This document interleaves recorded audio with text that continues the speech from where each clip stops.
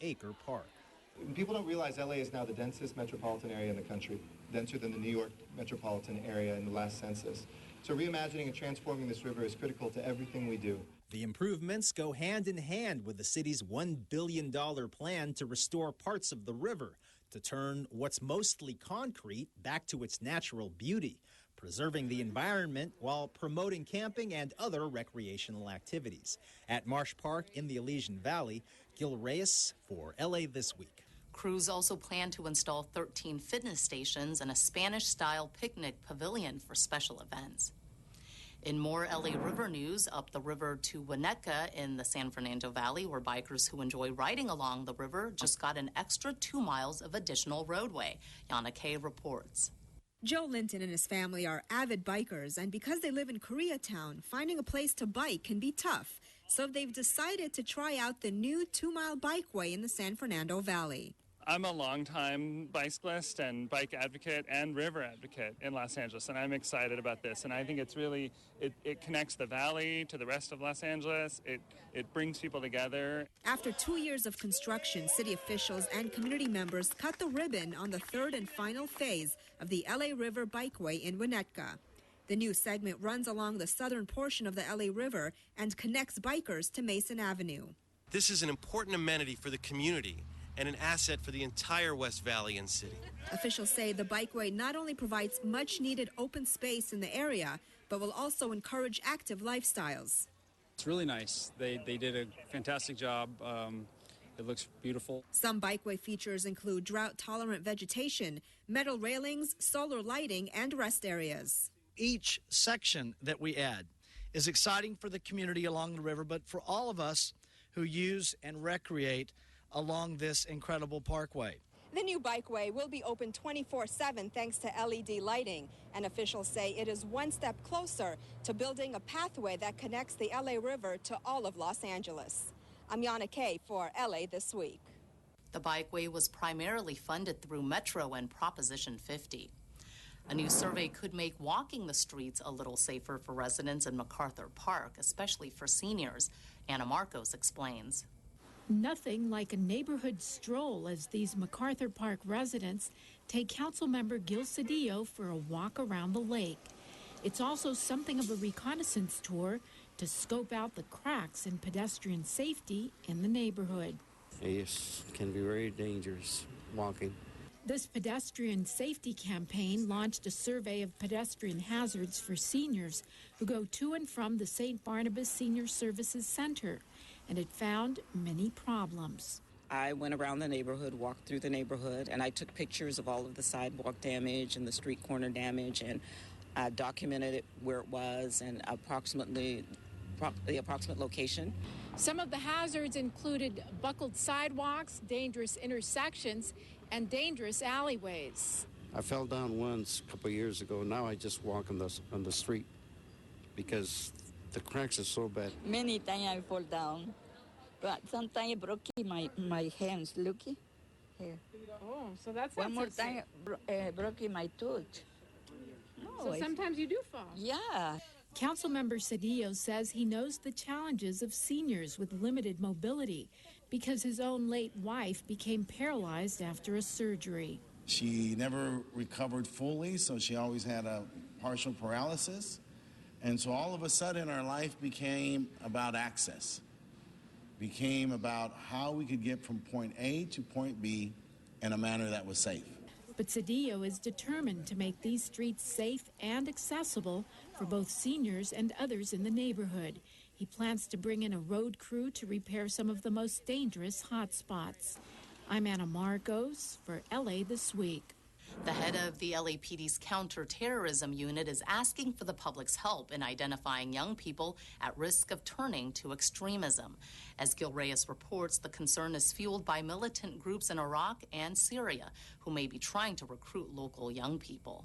We haven't seen chaos like this in the world in modern times. LAPD Deputy Chief Michael Downing speaking with community members near UCLA about the growing risk of American Muslims drawn to violent extremism overseas. It is fertile ground for recruitment, and that I know that people inside the United States have, as you know, have traveled there to fight. It's something we're constantly looking for, and we could use the community's help in helping us to detect that. Downing says controversial police shootings in Ferguson, Missouri, and in Los Angeles could be used as recruiting tools to lure disenfranchised youth. That's why it's important for police to continue building relations with local communities. Muhammad Khan of King Fahad Mosque says many people from his faith don't trust officers in uniform, so we'd like to see more elected officials take part in the outreach. The guy with the badge usually represents an extortionist from back home. I think the mayor is very focused on economics and other areas, but I'd like to see him more involved in this. Deputy Chief Downing is concerned about the growth of militant groups like the Islamic State of Iraq and Syria, and the very real threat of militants with American passports returning home from training to carry out violence. They have the funds, they have a large essential army, they have the equipment, they have the tactics and training. But Los Angeles has Muslim Americans working with law enforcement. There's also a new outreach program in the works called the Safe Spaces Initiative. It's said to be the first intervention program for young American Muslims at risk of carrying out violent extremism. Near UCLA, Gil Reyes for LA This Week. The Safe Spaces Initiative is headed by the Muslim Public Affairs Council. Its goal is to create a safe space in local mosques where people can freely discuss sensitive political topics and where leaders can steer those who may be headed towards extremism back on the right path. The LAPD Forensics Crime Lab is a leader throughout the country in crime scene investigations, and now a rigorous test helps prove this crime lab is tops in its field. Anna Marcos reports.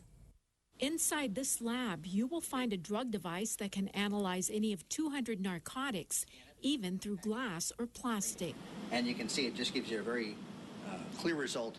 There are computer programs that match bullets or shoe prints left at a crime scene with those left at other crimes, and which identify make and manufacturer. There's a camera that captures a crime scene in 3D. It's all in a day's work for the LAPD's Forensics Crime Lab. The work here is so good and so cutting edge that the lab just passed a rigorous test to get accredited with flying colors. It would be A+. The crime scene evidence tested here can often be the primary or even the only evidence used in a court case, and the LAPD lab is a leader in forensics across the country. It's very important that we be accurate and that our results be completely reliable and irrefutable. Every juror wants to believe that when the expert witness takes the stand, they can believe in everything they're telling them in order to make their decision. Every 5 years, the lab must meet more than 800 criteria in order to get accredited. Everything from employee work habits to how machines are calibrated, like this breathalyzer. The equipment gets checked, but it's the more than 200 employees who make the difference between accuracy and mistakes. They get tested rigorously. The saying that a chain is no stronger than the weakest link applies. A laboratory will not be accredited if every analyst in the laboratory is not qualified, competent, and doing the work in accordance with their procedures. The lab recently helped nail down evidence that kept a man behind bars in what police are calling a serial murder case in the Valley. Firearms, bullets, DNA, shoe prints, narcotics. Anything a criminal leaves behind at a crime scene is fair game for lab workers, whose meticulous efforts often help catch the bad guy. I'm Anna Marcos for LA This Week. Even though the full accreditation happens only every 5 years, the lab must also undergo surveillance visits once a year. The giant rubber ducky at the Port of LA has been the talk of the town. As Rasha Goel tells us, the attraction that's been a big draw for visitors has also been good for business. It's definitely been a hot spot for pictures. If you were down at the Port of LA in the past month, you couldn't help but catch a glimpse of the big yellow rubber duck. It was a temporary art installation created by Dutch artist Florentine Hoffman and was part of the Port of LA's 5-day Tall Ships Festival. Due to an overwhelming response, the duck's stay was extended. Over the 5 days of the Tall Ship Festival, the duck and the tall ships, mostly the duck, brought a total of 277,000 people down to the LA waterfront. I had to come down here because I'm a fan of ducks. I have ducks in my bathroom. I have ducks all over. Over the last few weeks, people saw not only one, but two ducks, as a baby duck joined in on the fun. So what's the big fascination? Well, for spectators, it's the world's largest rubber duck, and it's 62 feet tall. And for local businesses, it's helped increase sales here at the Port of Los Angeles. The tall ships were fine, and but the duck was a big draw. It's brought more people in my shop. Officials say they are still reviewing the economic analysis, but are estimating the benefit to be in the millions. Attractions such as this one are a small part of the big plan to help make the LA waterfront a destination for tourists. Fishing was a big industry down here. Canneries, shipbuilding, all that's gone away. So we realize that on the community side, if we can build the LA waterfront and make it a tourist destination, people will come and spend their dollars. The big rubber duck may have already said its farewell, but it's left a lasting impact at the Port of Los Angeles. That old Sesame Street song, you know, Rubber Ducky, you're the one, you know, so that's been going in my head for a long time now. Bring it back every year. Leave it here. I don't care. In San Pedro, I'm Rasha Goel for LA This Week. While the duck days of summer may be over, the 10-foot baby duck has found a new home and will be staying at the port. A city leader wants LA to create a homeless czar position, more trees in one harbor community, and a new mural at a local park. These stories and more in City Beat. Councilman Jose Huizar, whose district includes Skid Row, is asking the city to create a homeless czar position. Currently, the Los Angeles Homeless Services Authority, a joint city-county agency, is largely responsible for homeless services and coordination for the city. But given the size of Los Angeles and the scale of the problem, Huizar's motion calls for the city to establish a full-time position to manage homelessness initiatives across the city. Huizar also currently announced a joint city-county effort that not only cleans the streets of Skid Row every other month, but also provides social services to the homeless. Councilmember Jose Huizar recently honored Kate Del Castillo, a successful Mexican artist, human rights advocate, and LA resident. In addition to her entertainment work, Del Castillo was named ambassador of the Mexican Commission on Human Rights to Combat Human Trafficking in 2009 and launched the Blue Heart campaign to raise awareness and fight against human trafficking in Latin America. Del Castillo has 5 films set for release this year, including The 33, co-starring Antonio Banderas. Councilman Joe Buscaino joined community members to celebrate the planting of 136 trees in San Pedro along Pacific Avenue and 9th, 13th, and 22nd Streets. This latest project continues the tree planting initiative in Buscaino's district that started in Wilmington and Harbor City, where 110 trees were planted. The next stop will be Watts, where more trees will be planted to improve the 15th Council District's tree canopy. The multi-agency effort included the LADWP and the city's Bureau of Sanitation. A new mural at Fox and Laurel Park in San Fernando was recently unveiled. The infusion of art at the green space in Councilman Felipe Fuentes' district came at the urging of the community. The 100-foot mural was designed in collaboration with local residents and is representative of Pacoima, its past, present, and future. Artist Christy Sandoval was selected to render the final design due to her extensive experience as a muralist and her involvement in the San Fernando Valley. The mural was funded by a community development block grant received by the Los Angeles Neighborhood Land Trust. Art, it's a tie that binds. 2 groups of disabled artists separated by an ocean share their struggles and triumphs through their passion for art. The exhibit is now on display at the Chinese American Museum. A traditional Chinese watercolor of blossoms, a still life of sunflowers, dark tears streaming down the face of a man. These are the works by more than 40 artists in their own right, but who also share the understanding of what it's like to live with a disability. The Chinese American Museum is extremely happy to be able to present this breakthrough exhibit for everyone. It's definitely a wonderful event to happen not only to the Chinese American Museum, but to the city of Los Angeles. Trans-Pacific Ties, Bridging Hong Kong and Los Angeles Through Art, is the name of the new exhibit on display at the Chinese American Museum at the El Pueblo Historical Monument. The exhibit, the museum's first international collaboration, brings together the works of artists from Hong Kong and Los Angeles. The museum's international partner for this exhibit is the oldest and largest charitable organization in Hong Kong.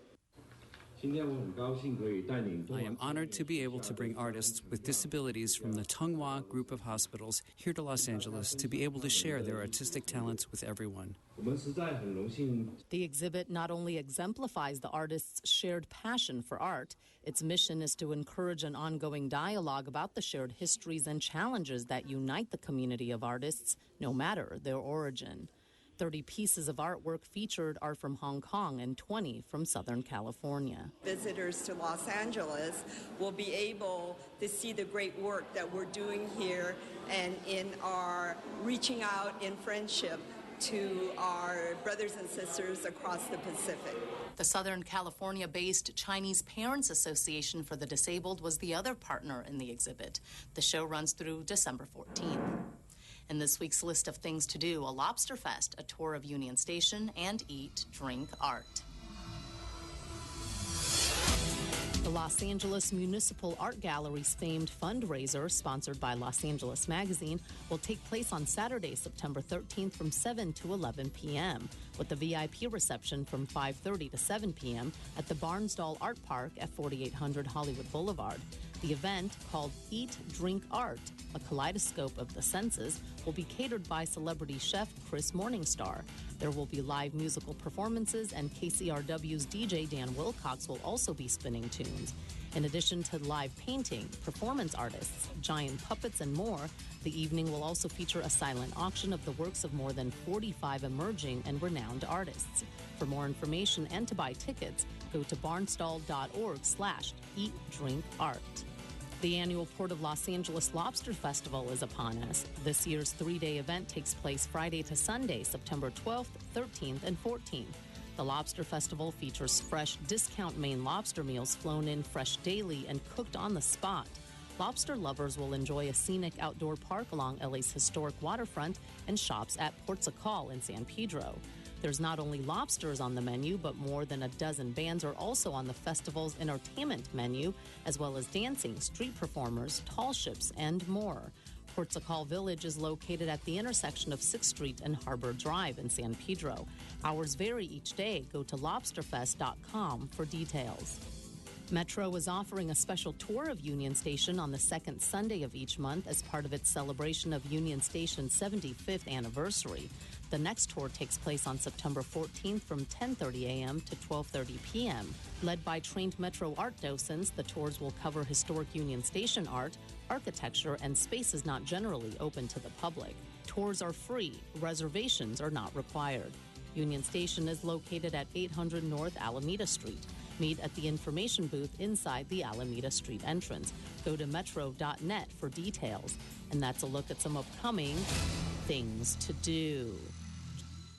The Salvadoran community in Los Angeles recently celebrated their roots and heritage with a parade through the streets of Hollywood. Rasha Goel has more.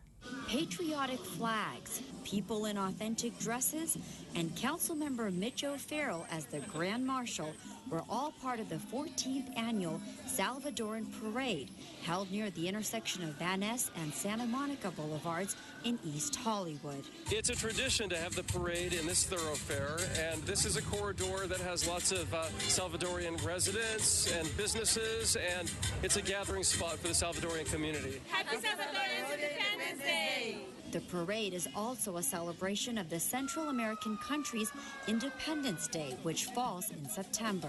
So far, we have been being like a country when we don't have a war, and we're trying to grow as you know, as a family, and little by little we have been doing that. The Salvadoran community is the second largest Hispanic group in Los Angeles. I'm Rasha Goel for LA This Week. That's going to do it for this edition. Thanks for joining us. I'm Ellen Chang. A reminder that you could catch us online at lacityview.org.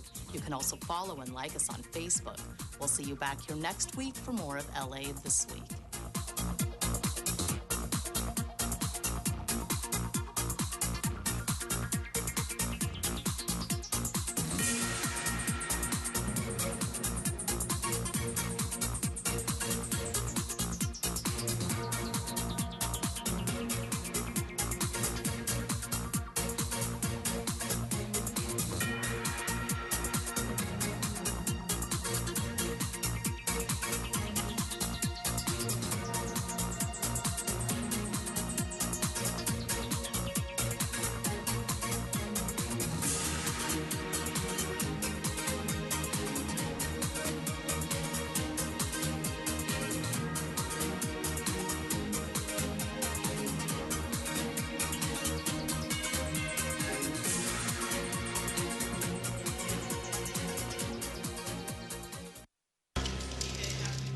Emergency, operator 271. The city of Los Angeles receives over 2 million 911 calls every year. Hello, I'm Mayor Eric Garcetti. I'm Chief Charlie Beck. A significant number of 911 calls are not emergencies. 911 should be used for emergency calls, such as preservation of life, a crime in progress, prevention of a crime, or a public hazard. If your call is not an emergency, such as a loud party, verbal dispute, public nuisance, or lost or missing property, you can dial 1-877-ASK-LAPD to have the police respond. Remember, call 1-877-ASK-LAPD for non-emergency calls. Los Angeles Police Department, what are you reporting?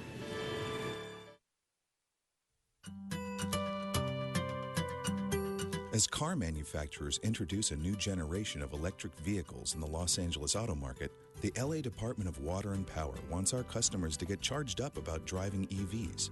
So we've introduced the Charge Up LA rebate program to make it more affordable to get your home EV ready.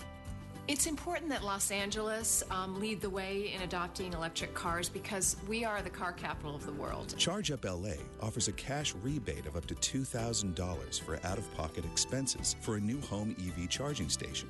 That's on top of federal and state incentives that are also available.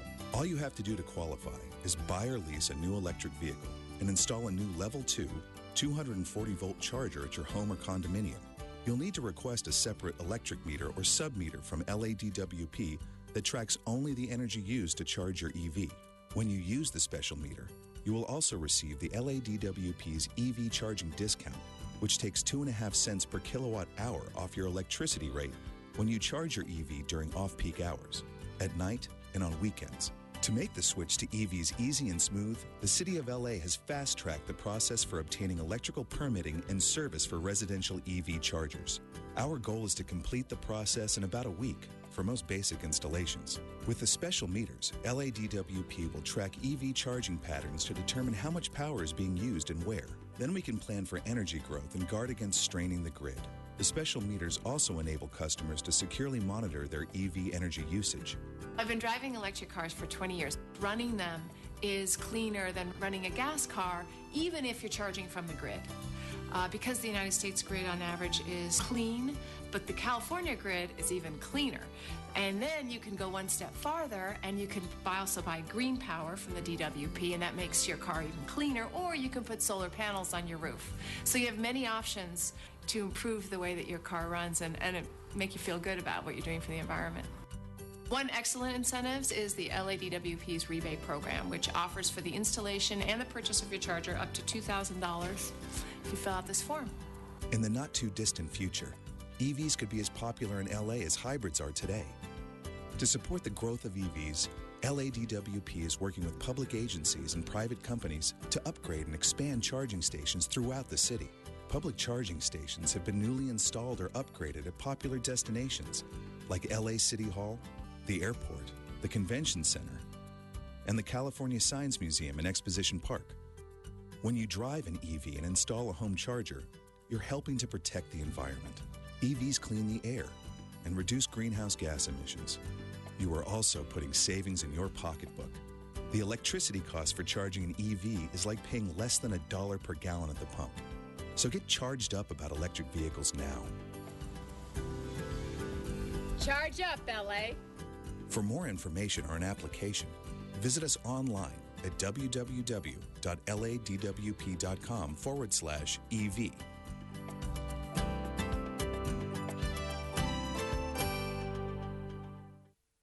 Hi, I'm Cindy, and I'm in Little Tokyo, and you're watching Channel 35, Your City, Your Channel.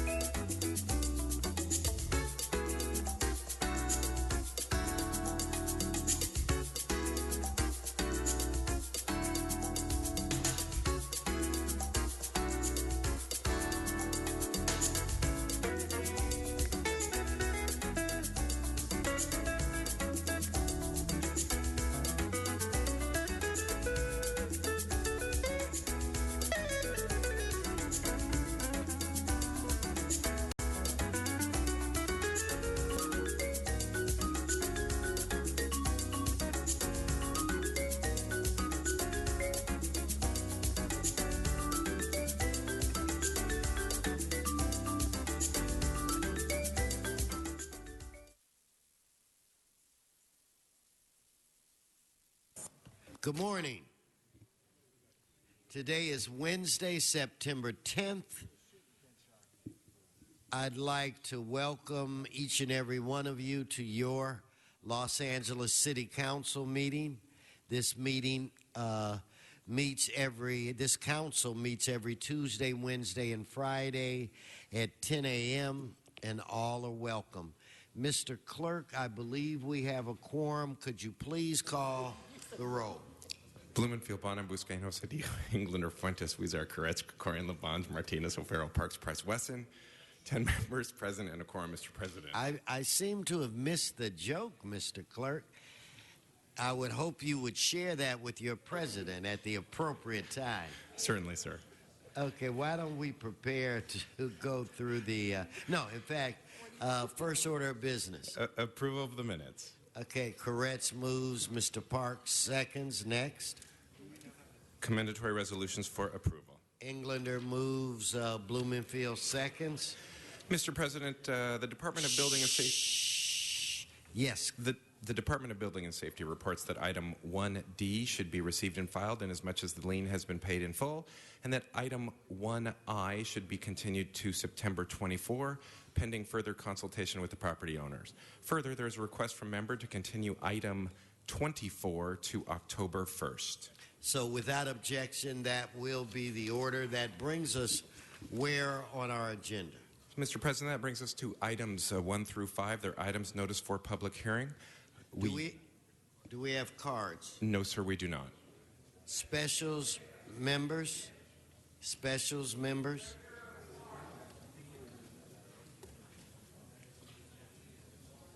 I do not see any members, but I hear that we may have a card. So why don't we go on to the next section? Then we'll come back to 1 through 5. Mr. Clerk, let's move on. Very good, sir. That brings us to items 6 through 28. They're items for which public hearings have been held. Items 6, 22, and 28 should be held on the desk until such time as the committee reports have been circulated. Okay, so we'll do that. Members, any specials on these items? Mr. Buscaino. Item 17, please, if you can hold that. We'll hold 17 for Mr. Buscaino. Let's prepare to vote on the remaining items.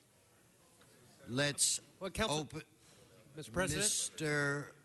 Englander. I'm sorry. Item 25 special for Councilmember Huizar, please. Okay, we'll hold 25. Mr. O'Farrell. Thank you, Mr. President. Item 6 special, please. 6 for Mr. O'Farrell. Mr. Buscaino. You only get one. You only get one. Can I get item 18 for now? We may be able to push that through, but I just question for our Okay, staff. let's hold that as well. So let's prepare to vote. Madam Clerk, open the roll. Close the roll. Tabulate the vote. 10 ayes. Let's move on, Mr. Clerk. Very good, sir. That brings us to items 29 through 37. There are items for which public hearings have not been held. 10 votes are required for consideration. Okay, it's my understanding that item 36... 2 weeks, Mr. President. Mr. Labange requests that it be held for 2 weeks. So that would bring us to what date? September 24, sir. Okay, so be it.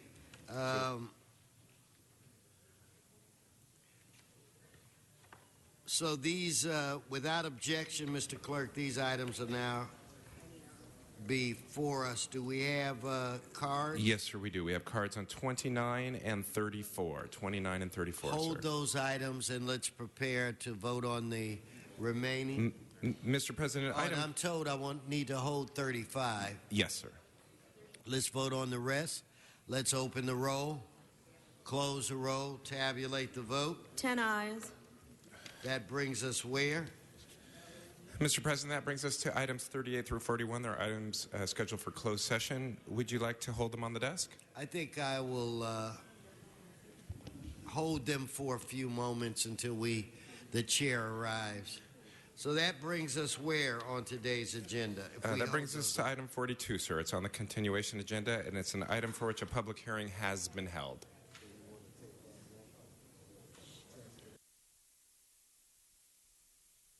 Mr. Labange? Members, this is just an application. And I was not here yesterday. Thank you very much. And all I ask that the application go forward, let the Historic Preservation Office of the City Planning look at it, and then do the process. That's all. It's requested by the community of Los Feliz, and the Los Feliz community is represented here, and Mr. Bernstein is here, and you'll determine whether it's worthy or not, Mr. Bernstein, and that's all we ask. Okay, so let's prepare. Mr. Buscaino? I had a question on this, Mr. Labange. This property, has it been vetted through the commission, the historical No, we commission? wanted to. Let it go. And Mr. Bernstein, quickly, Mr. Bernstein, you're on the clock, as they say. Just give us what the process. This is the process. Thank you. Thank you, Joe. Yeah.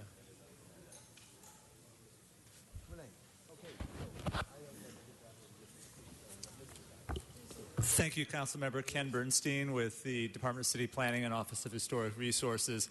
The motion, the Labange motion, is to initiate the consideration of this property as a historic cultural monument. If it is approved by council, it will be scheduled for consideration by the Cultural Heritage Commission, which will tour the property and then bring a recommendation back to the council.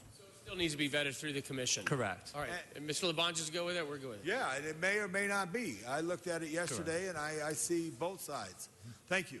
Thank you.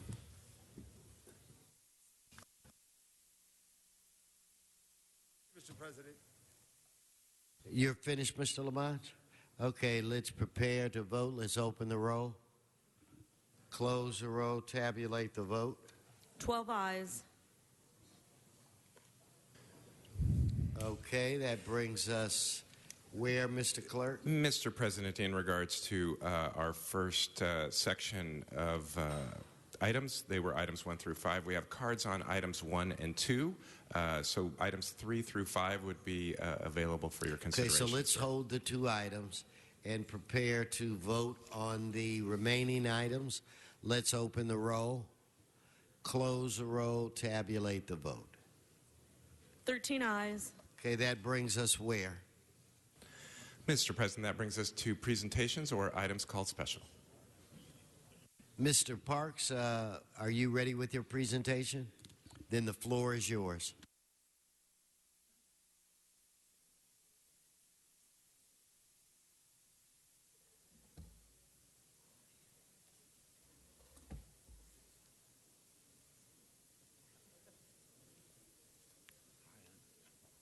Thank you very much, colleagues. We're going to honor a very special person. I'd ask Mr. Kent Schocknick to come up at this time, and his family and friends.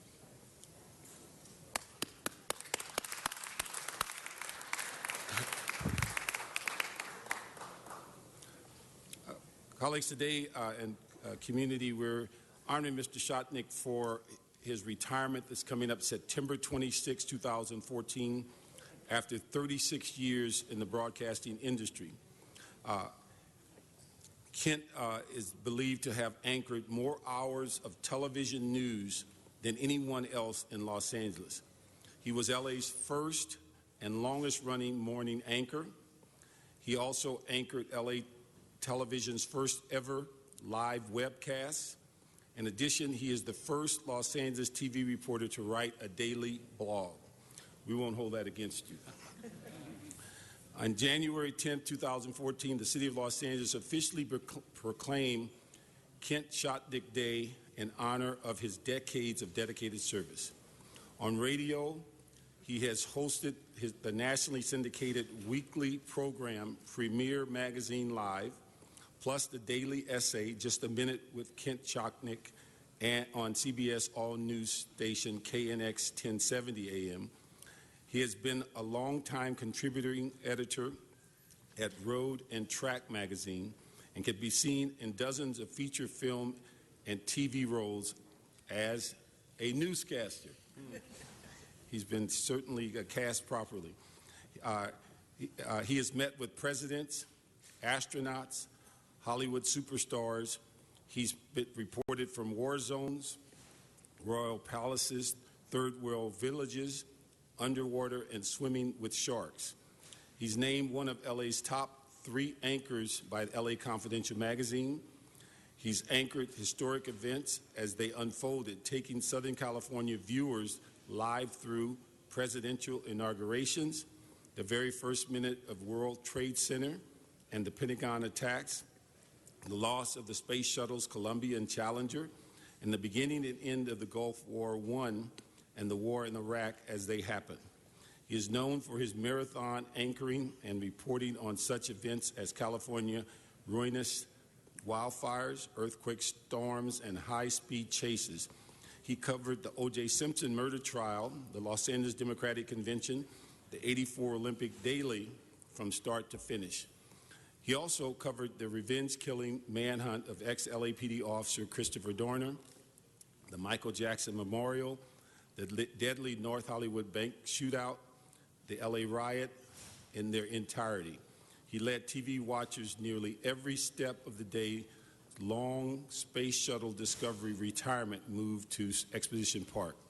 He joined CBS in 2001 after starting morning news in Los Angeles as the original anchor of the region's first morning newscast, Today in Los Angeles. His experience and Southern California savvy has earned him 8 Grammys, more than 8 Emmys, and more than a dozen Emmy nominations. He has won 2 Los Angeles Press Club awards, a Golden Mike Award for the Best Daytime Newscast, the Associated Press Award for the Best Radio Feature, and the William Randolph Hearst Foundation Award for Investigative Reporting. His distinguished alumnus of graduated Phi Beta Kappa and Magna Cum Laude and a bachelor's degree in broadcast journalism for the University of Southern California. He also has taught upper-level reporting courses at his alma mater. He is California native, is active in the community. He has acted as an advisor to the national nonprofit organization Reading Allies, formerly Recording for the Blind and the Dyslexic. He volunteers in support of the Los Angeles Mission efforts to feed the region's underprivileged. So today, on behalf of the City of Los Angeles, it's a great pleasure to recognize him for his loyal and dedicated service to the field of broadcasting. His contributions community are truly valuable and is long cherished by many, and the best wishes in his retirement. But most importantly, I want to thank him personally for his help in developing my son as a TV writer in his prior career. And so I just want to say thank you personally for that, and his mother is very appreciative of that also. So on behalf of the City of Los Angeles, we'd like to honor Mr. Kent Schocknick for his 30-plus years of service.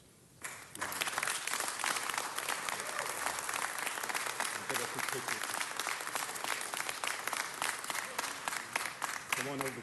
Come on, step up close.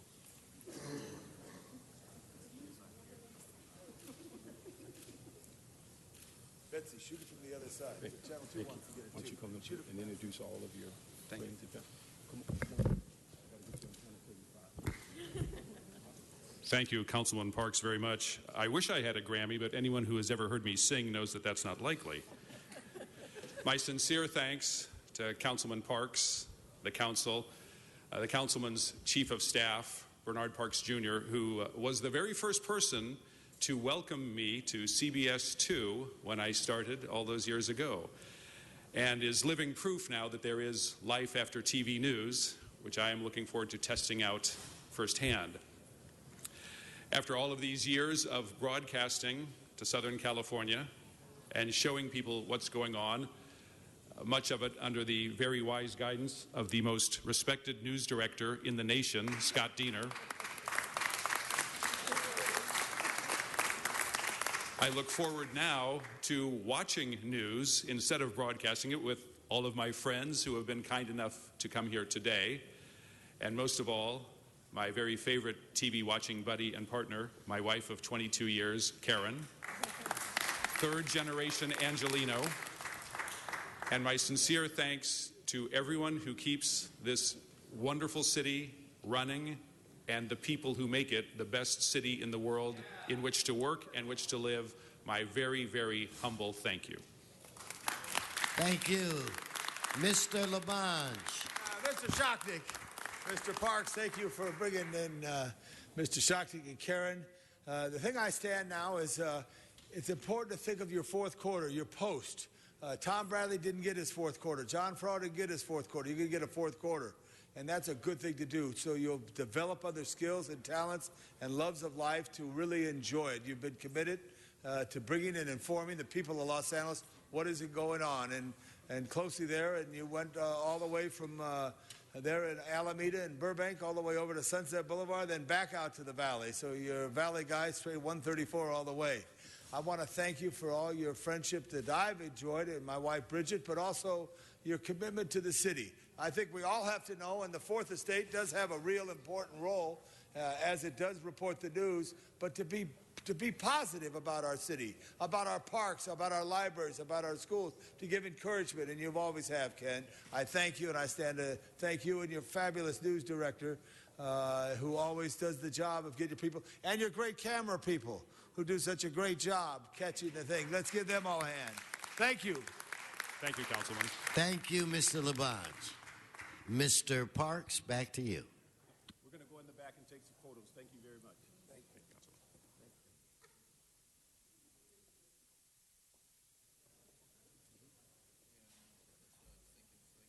Okay, why don't we go to item 6 at this point? It's my understanding that the reports have been circulated, so if we could get Michael, you want to?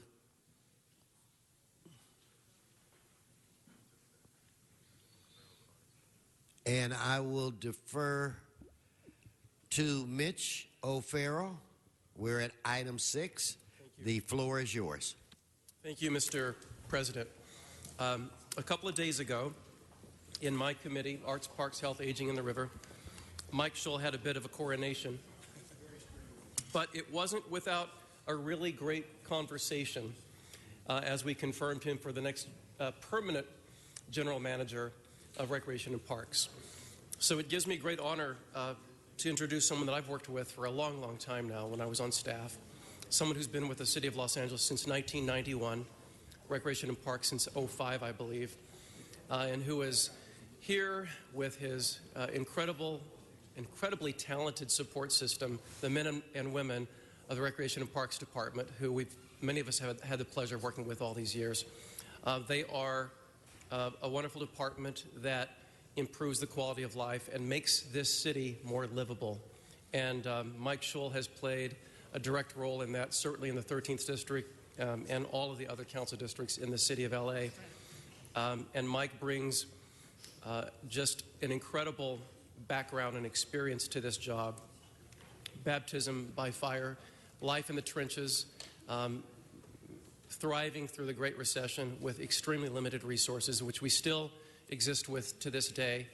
And I've always loved Mike's very direct and real approach to problem solving, telling it like it is, but always having a spot for optimism and really thinking outside that proverbial box, which we really need in a general manager. So I want to commend Mike for his leadership, his dedication to work, his dedication to solving problems, and his dedication to this great city of Los Angeles and our youth, our children, which is our main mission in our parks across the city, to serve our youth. So without further ado, Mike Schull.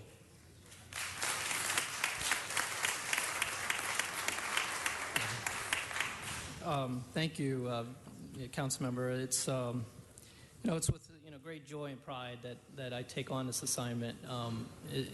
Mentioning the staff that's here is Rec and Parks is I've got 24 and a half years here in the city, and it is a passion job that you must have to work here.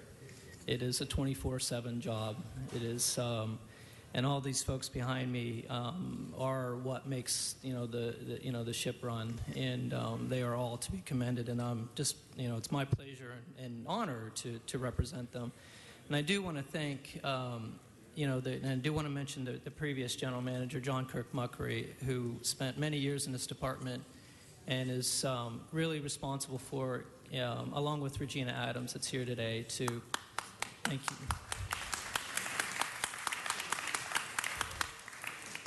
They spent, and I watched for my years in the department, watch and participate in how they kept the ship afloat, and how we kept all the parks open, and how we kept our programming going, and how we kept maintenance going through all those years, tough years.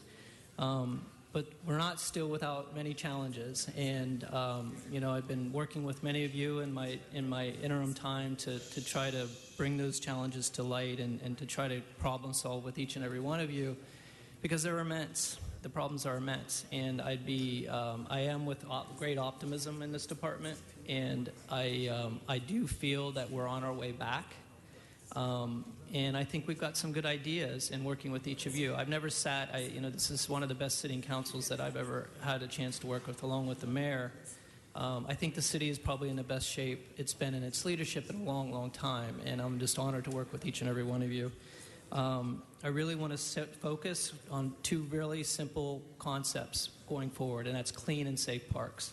If we can just rally around those two items, and with that, you'll be hearing more about that when we get into our budget deliberations and when we start talking about. But I honestly think we need to take a strong look at our ranger program, and I think we need to take a strong look at our maintenance program, as well as looking at our programs and to make sure that they're equitably distributed throughout the system, and that we're still able to offer programs to these areas of the city that are of the absolute highest need.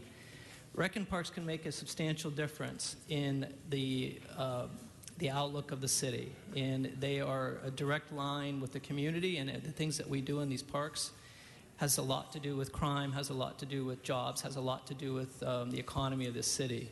And I want to focus on that, particularly in those areas of lower income. We have a lot of work to do on marketing and getting more public-private partnerships in the parks. I know we've talked about that for many years. We're going to continue to strive to do that. I mean, it has been a challenge for us to get that, but we really need more corporate leadership in the city to help, some of our city departments. And I think Recreation and Parks is primed to do that. And I would invite any corporate sponsor to come and talk to us about how they might do that. I think Park Rangers is something that corporate sponsorship could rally around. I think that is something that's tangible. It's something you can see. It's something you can touch. And I was just meeting all morning this morning with Vicki Israel, who heads our partnership division, and I think Park Rangers are a way that we can put a plan together that we probably could get sponsorships around. And what a difference that would make in the social issues with homeless issues in our parks, as well as the issues, surrounding, that engagement with the community and the liaison to LAPD. I don't want to create a police force. LAPDs, that's their job, but we do need people in the parks, boots on the ground, to interact with the public, and to be able to do those interpretive and social programs that only a park ranger can do. So I'll be, obviously talking a lot more with you about that, and then looking at how we can make our parks cleaner, because that's the perception that all the public has about when they leave our parks, whether the restroom is clean or not clean. And over the years, we've cut back a lot on that. So we've got an idea that we're going to be proposing in the budget of how we can restore some of those services and get our parks cleaner. So I think with those two things, I think everything else can rally around that. And I think you can, we begin to see more families in some of these parks. I mean, I've enjoyed working with Councilmember Price in South Park and Councilman Cedillo in MacArthur Park, and many of you others in all the parks, but those two particular parks are heavily hit, and we need to have more focus on those. Venice Beach with Councilman Bonin. Those are parks that can benefit from all these things, and so I'm really enthusiastic about it. The staff everybody is behind this, and I think we can make a difference. And I think it doesn't need to take 10 years. I think we can do it sooner than later. I don't think we're building a rocket ship here. We're running a parks department, and these things can happen very quickly. Great. Mr. Huizar. Thank you, Mr. President. And quite frankly, colleagues, Mr. Schul, along with our previous general manager, have made all of us look good. In tight budget times, they worked with us to make those improvements, to find new funding for new parks. And I want to thank you, Mr. Schul, for the work you did in our district to make Ascot Hills one of the great natural parks in the city of LA. We found funding for York Park by applying for some state funding, found some funding for the First and Broadway Park, and some improvements in Hollenbeck.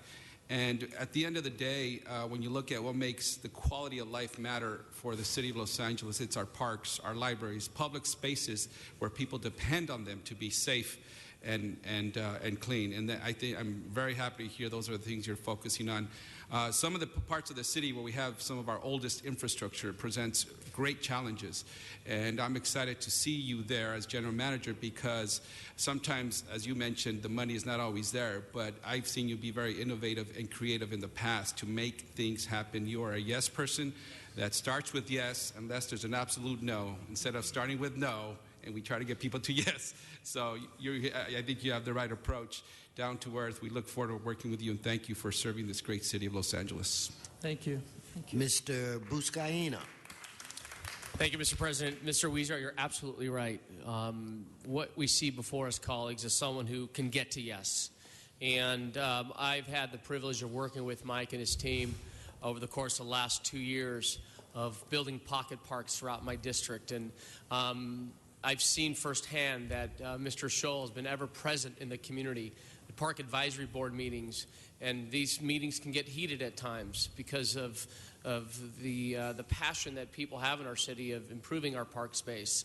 And you just handled yourself well with professionalism, with humility, and you're just a good guy. And we love you. We want the best for you. We want the best for this department that I was introduced to the city right out of high school as a rec assistant, and knowing the importance of valuing our park space across the city. And I just want to thank you. I'm so proud of you. Thank Mayor Garcetti for putting forward an amazing individual who serves our city and will do so even more so as the general manager of our Department of Recreation and Parks. I'm proud of you, Mike. I've always said as Chair of Public Works, I want to name a street after you, but we'll get there one of these days. So congratulations to you and your family, and thank your wife and boys for allowing you to serve at this level. Congratulations. Thank you. Thank you, Councilman. Mr. Labange. First, I'd like to ask the Recreation and Park staff to stand up and be recognized by the council. That's a team that works so hard. Thank you both. And the other day, I made a statement about what a park meant to me, and I learned to swim at the Griff Park pool. And I still remember when the side stroke, you take the fruit from the tree and put it in the basket. And all that you got as a child in Los Angeles at the parks, and you spend time at the parks. That's a very important component. Yesterday I was talking to a reporter, and they want to buy a house in a neighborhood, I think in your neighborhood, Mr. Krikorian, and they want to be close to a park because they have young children. You know, people have that value. Los Angeles in 1930, 2 years after this building was built, was 90% single-family dwelling. Most people had a front yard and a backyard, no matter where they lived or who they were. They had a front yard and a backyard. And they're never the great champions for the parks. But in the movements over the years, a lot of it was to stop development and have natural zones there. I'm for all that stuff, as long as we have hiking trails for all people to get to. But as it's progressed now, it's a real big component. We need to have a joint use committee between LA Unified and the Community College District, because it's all the public's money and it's all the public spaces. So that's a real key thing that we should work forth on. Also, I want to work out with the Department of Water and Power and Recreation and Parks, because often Recreation and Parks is the saddle for which they ride through on their needs to connect the city through power or water, but to see what, if it was Edison coming through, they'd be paying a franchise fee. So just to make sure, they do a lot of good for us. I love DWP and what they do, but there should be some real things that look to see. We've had that impact in Griffith Park for the river supply conduit, which is important to the whole city, but at the same time, we want to work sure some of those issues out, some of those needs. The park rangers. If we build a building, we put 12 people in the building, from the park director, like Serena Fisk, who did such a great job at Pan Pacific, all the way down to the junior directors. If it's open space, there's nobody, but there needs to be representatives, and those are the rangers.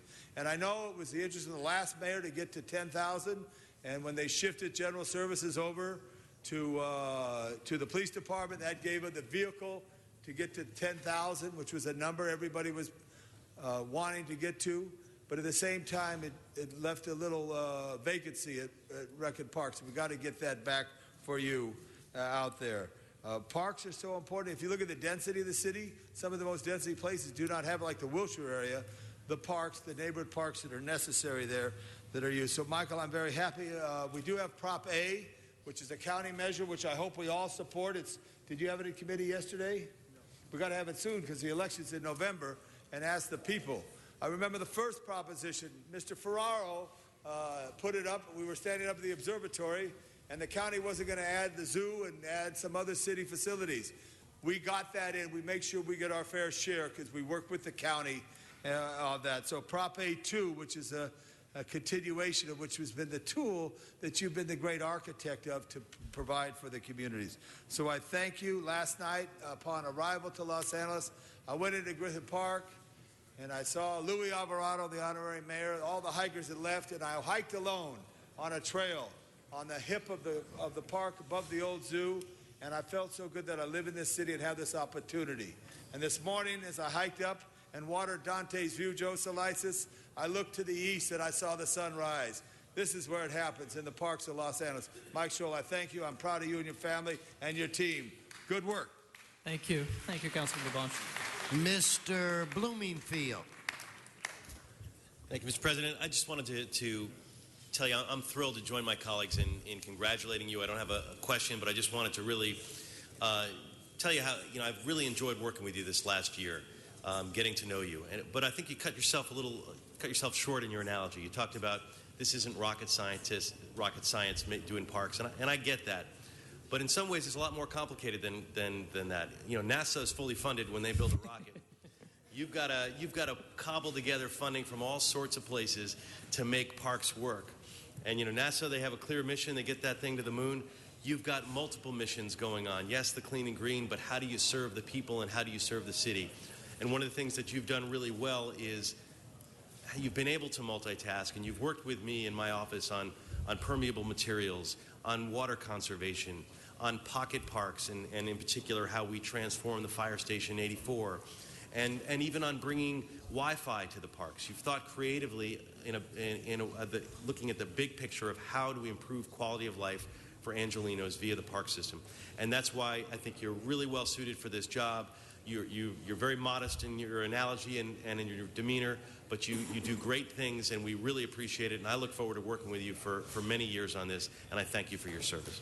Thank you, Councilman. Mr. Bonin. Thank you, Mr. President. Mike, congratulations. This is an exceptional pick. I'm stoked that you're going to be fully at the helm permanently.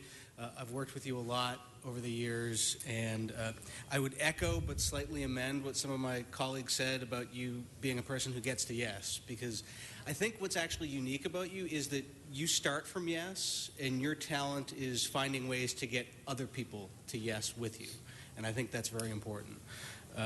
The thing that strikes me about you is you're both patient and impatient. You are remarkably patient and calm with sometimes overly demanding elected officials and sometimes angry and frustrated constituents. But you are remarkably impatient with no and bureaucratic delays and problems that get in the way of progress. And I really admire that about you. I couldn't help but notice that when you said we still have some challenges ahead, you looked at me. I was thinking the same thing, and then you referred to Venice. I think you and I agree that Venice is a damaged and scuffed and scarred jewel of the city and of our park system. And I want to do over the next 10 years with you at Venice Beach the kind of change that Mayor Garcetti and now Mitch O'Farrell have done in Hollywood, or that Joe has done at the Port, or that Jose has done such a remarkable job on at Broadway downtown. So I'm looking forward to working with you. We're going to do good things together. Thank you. Thank you, Councilman. Mr. Corrett. Thank you, Mr. President. Well, I kind of like the NASA analogy. If we funded NASA the way we do Rec and Parks, we'd get someone to the moon, and then we'd try to fundraise to see if we could ever get them back. But today is a day for congratulations, I think, for us, because we're really lucky to have you. You're dedicated, you're effective, like all of the folks that are here from your department, and like your predecessor, John Muckery. You've done a lot with so much less than I ever thought possible. So I congratulate you and your department for its good work thus far. I think if the department has a flaw, it's probably not ever done as much as it should in terms of corporate outreach and trying to bring in private funds. So I'm glad that you identified that. I'll be happy to work with you on that and try to help hit up some of our corporate partners, and just look forward to working with you. You're a can-do guy and a good guy, and in my district we'd say you're a mensch, which you are, and I look forward to working with you in the years ahead. Thank you. Thank you. Mr. Price. Thank you, Mr. President. I too, Mike, just want to stand and applaud your appointment and your commitment. You really have demonstrated that you're serious about making a change, and that you appreciate the unique role that parks and recreation play in that process in our city. In the last 13 months, we've had a chance to get to know each other and work together, and you certainly have demonstrated you're a friend, to parks throughout our community, but especially those that have been overlooked, those that have been neglected, those that need to be brought up to speed, if you will. And so we look forward to working with you, Mike. Appreciate your enthusiasm and that of your team, your teammates who share your vision, who share your commitment, and I think who want to collaborate in ways that we haven't before. Pleased that you are not afraid to consider some private sector partnerships in terms of sponsoring, in terms of enhancing, some of the facilities that we have. And again, creating the kinds of relationships that kind of, work outside the box, work outside the usual way. But you always are willing at least to give it a listen and figure out how. And as been mentioned to others, you always find a way to say yes. Figure out how we can say yes, how we can do it, not no we can't, no we don't need to, no we haven't. And so appreciate that spirit. Look forward to working with you to make things happen citywide. Thank you. Thank you. Mitch Englander.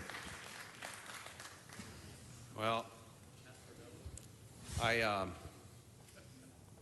have to deflect a little bit from my colleagues, Mike. I think I'm going to vote no. I think you've lost my vote. And I've told you why. Because I like where you're at. You have been the go-to guy to get things done. And when we met before this, I said, who's the Mike Scholl? And you said, I still am. I said, uh-oh. There's no way you can do everything you've been doing and continue to do everything you've been doing. After listening to all my colleagues, I did not realize that you actually do everything with all the other council districts. I thought you were only assigned to mine. I had no idea. So I really want to know how you've cloned yourself. I didn't know there were more than one. And I couldn't be more proud to vote yes for you. We have been through so many challenges in trying to get things done. Our park facilities, the programs within them, the men and women that work within your department are changing. You know, we sit up here when we have police officers and firefighters in here and saying that's the most important core function is public safety. But I will tell you that crime is at an all-time low for many reasons, and a big part of that is because of what you and your department does. It's the after-school programs, it's the intervention programs, it's working with youth and seniors, it's making sure that those facilities are operational and you've got great morale. It's making sure that those places are maintained and you've got incredible programs and expanded programs. And you continue to do that with less and less every day. And a lot of that has come from your leadership. And I couldn't be more proud, quite frankly, to cast this yes vote. And I'm honored that you will be the permanent general manager for this department. So thank you for everything, and thank your family, because I can only imagine that your vacations and days off and times off and weekends are only spent working and focusing on the city as they always have been. And you've made a tremendous sacrifice to make this a better city. So God bless you. Thank you. We have a wonderful team. Nothing's done without all of these folks behind me, so thank you for that. Thank you. Mr. Fuentes. Very good. Well, Mr. Scholl, I have projects in my district too, so if I don't speak, I'm running the risk here of, so that goes to all my colleagues. No, seriously though, you know, Mr. Englander, the way that Mr. Scholl is so effective is that there's this spirit, this esprit de corps in the department.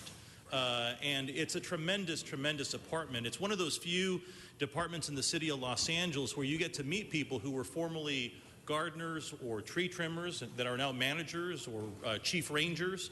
It's one of those departments that is really tremendous because you all live and breathe it and have done so for a long time. So they deserve a big round of applause. But you most certainly do too, because you will be the manager of this department. And I think it's a really, really tremendous and awesome responsibility in every sense of the word. As I think about what it is that you're charged to do, You are the architect, the custodian, the real estate manager of one of the most valued real estate portfolios in the city of Los Angeles. There's no other designation other than open space that has a higher land value. So much so that in our code, we can't do anything with it other than to improve it. And so to me, you know, with all due respect to General Services, you have the most valuable portfolio in all of the city of Los Angeles, and that is an awesome responsibility.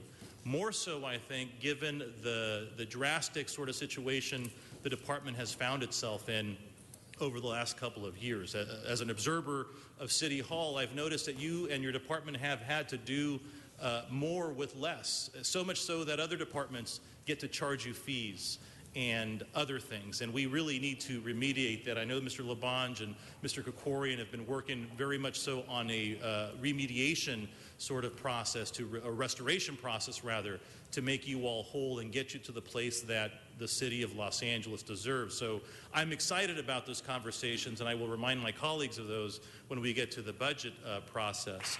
But the opportunity and the absolute need for your department, I think, is the future. How it is that we pivot these assets, these very, very valuable assets, in a way that really benefit residents to a place so that they've never had sort of the benefit that they had before. Separate and aside from having more open space, what you all are doing to revamp these facilities, these assets, is incredible. In my district, as a matter of example, we've got a park that is currently closed, but you're making it so that it's going to be incredibly efficient. And it's going to be a real demonstration of what it is to be drought tolerant and resistant. And as we are moving into a phase of more sustainability, more conservation, certainly we've all been doing that, but it's now at the sort of fore of our brains now. It's really important that we're successful, and I think it's even more important that we support you in that endeavor. And so I'm absolutely excited about the leadership that you have and the privilege, honestly, of the people that support you. This is a tremendous department. Good luck to you, and let us know how we can help. Thank you, Councilman. Guess what, Michael? No other speakers on the queue. Would you like for me to see if they really like you or if they were just saying that? So anyway, I congratulate you in advance. I think most people at Rec and Park know that. I love all of the city departments, but that's a special passion for me. So I congratulate you in advance. With that said, Madam Clerk, could you please open the roll? Close the roll. Tabulate. 15 ayes. All right. Congratulations, Mr. Clerk. Mr. Clerk. And, Mr. President, the annual salary for the Permanent General Manager, Recreation and Parks Department has been established at $228,636. Thank you, Mr. Clerk.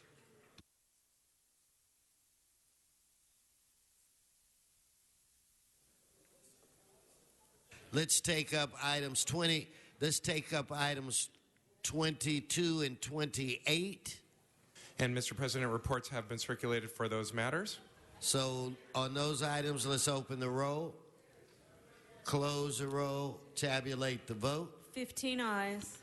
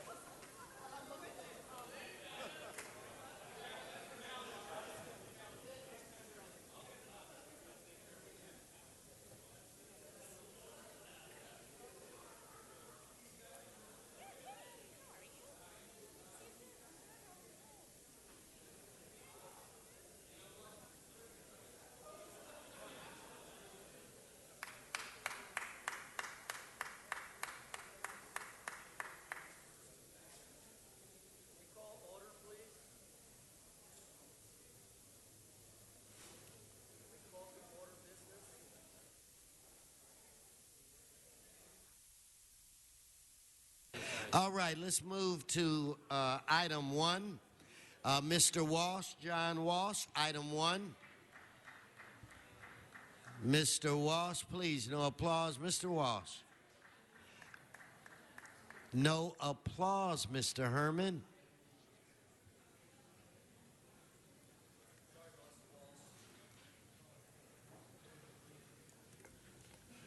Go ahead, sir. John Walsh, blogging at HollywoodHighlands.org or J. Walsh Confidential, tweeting at this very minute the meeting at Hollywood Dems.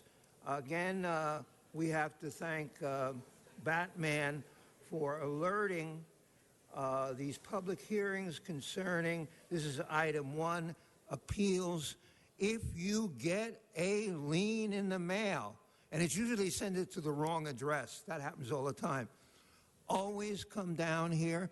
You'll step to the side. You'll have a discussion with your city councilman, and invariably, all these liens, 2,000, 4,000, Margate Street, they are invariably reduced if you get up here and protest. If you just want to pay it, go ahead and do it. But the smart people get up here, and Batman helps them. HollywoodHighlands.org. Okay, let's prepare to vote on this item. Let's open the roll, close the roll, tabulate the vote. 15 ayes. Mr. Walsh, we're going to item 29, and it's my understanding you have a card on item 29.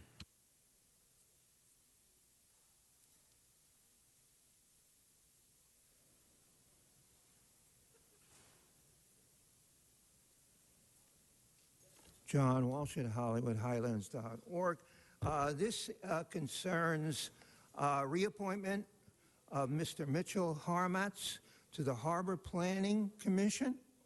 I don't see him up here, or maybe he's hiding somewhere. I don't see all this nauseating self-congratulation to Mr. Harmatz.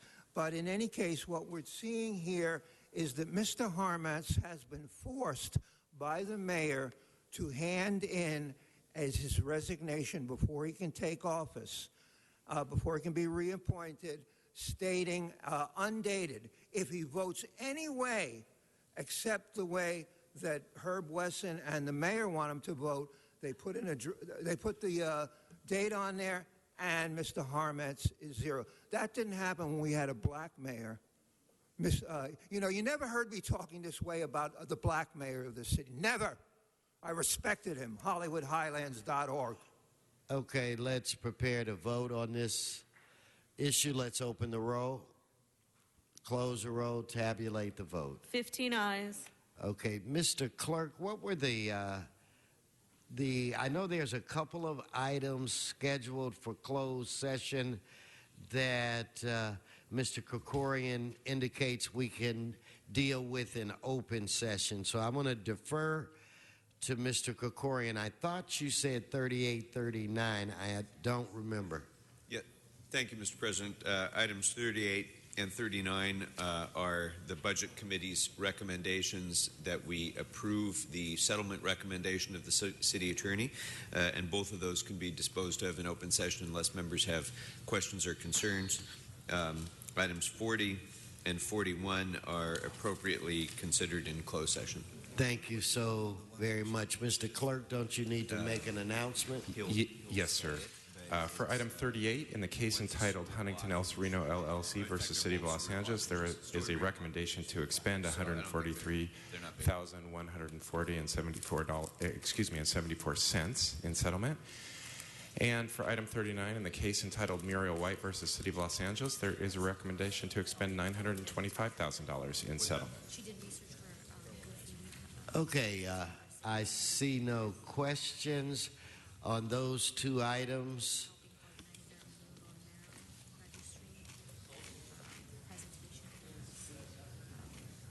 Okay, so let's prepare to vote on those two items. Let's open the roll, close the roll, tabulate the vote. 15 ayes. Mr. Labange.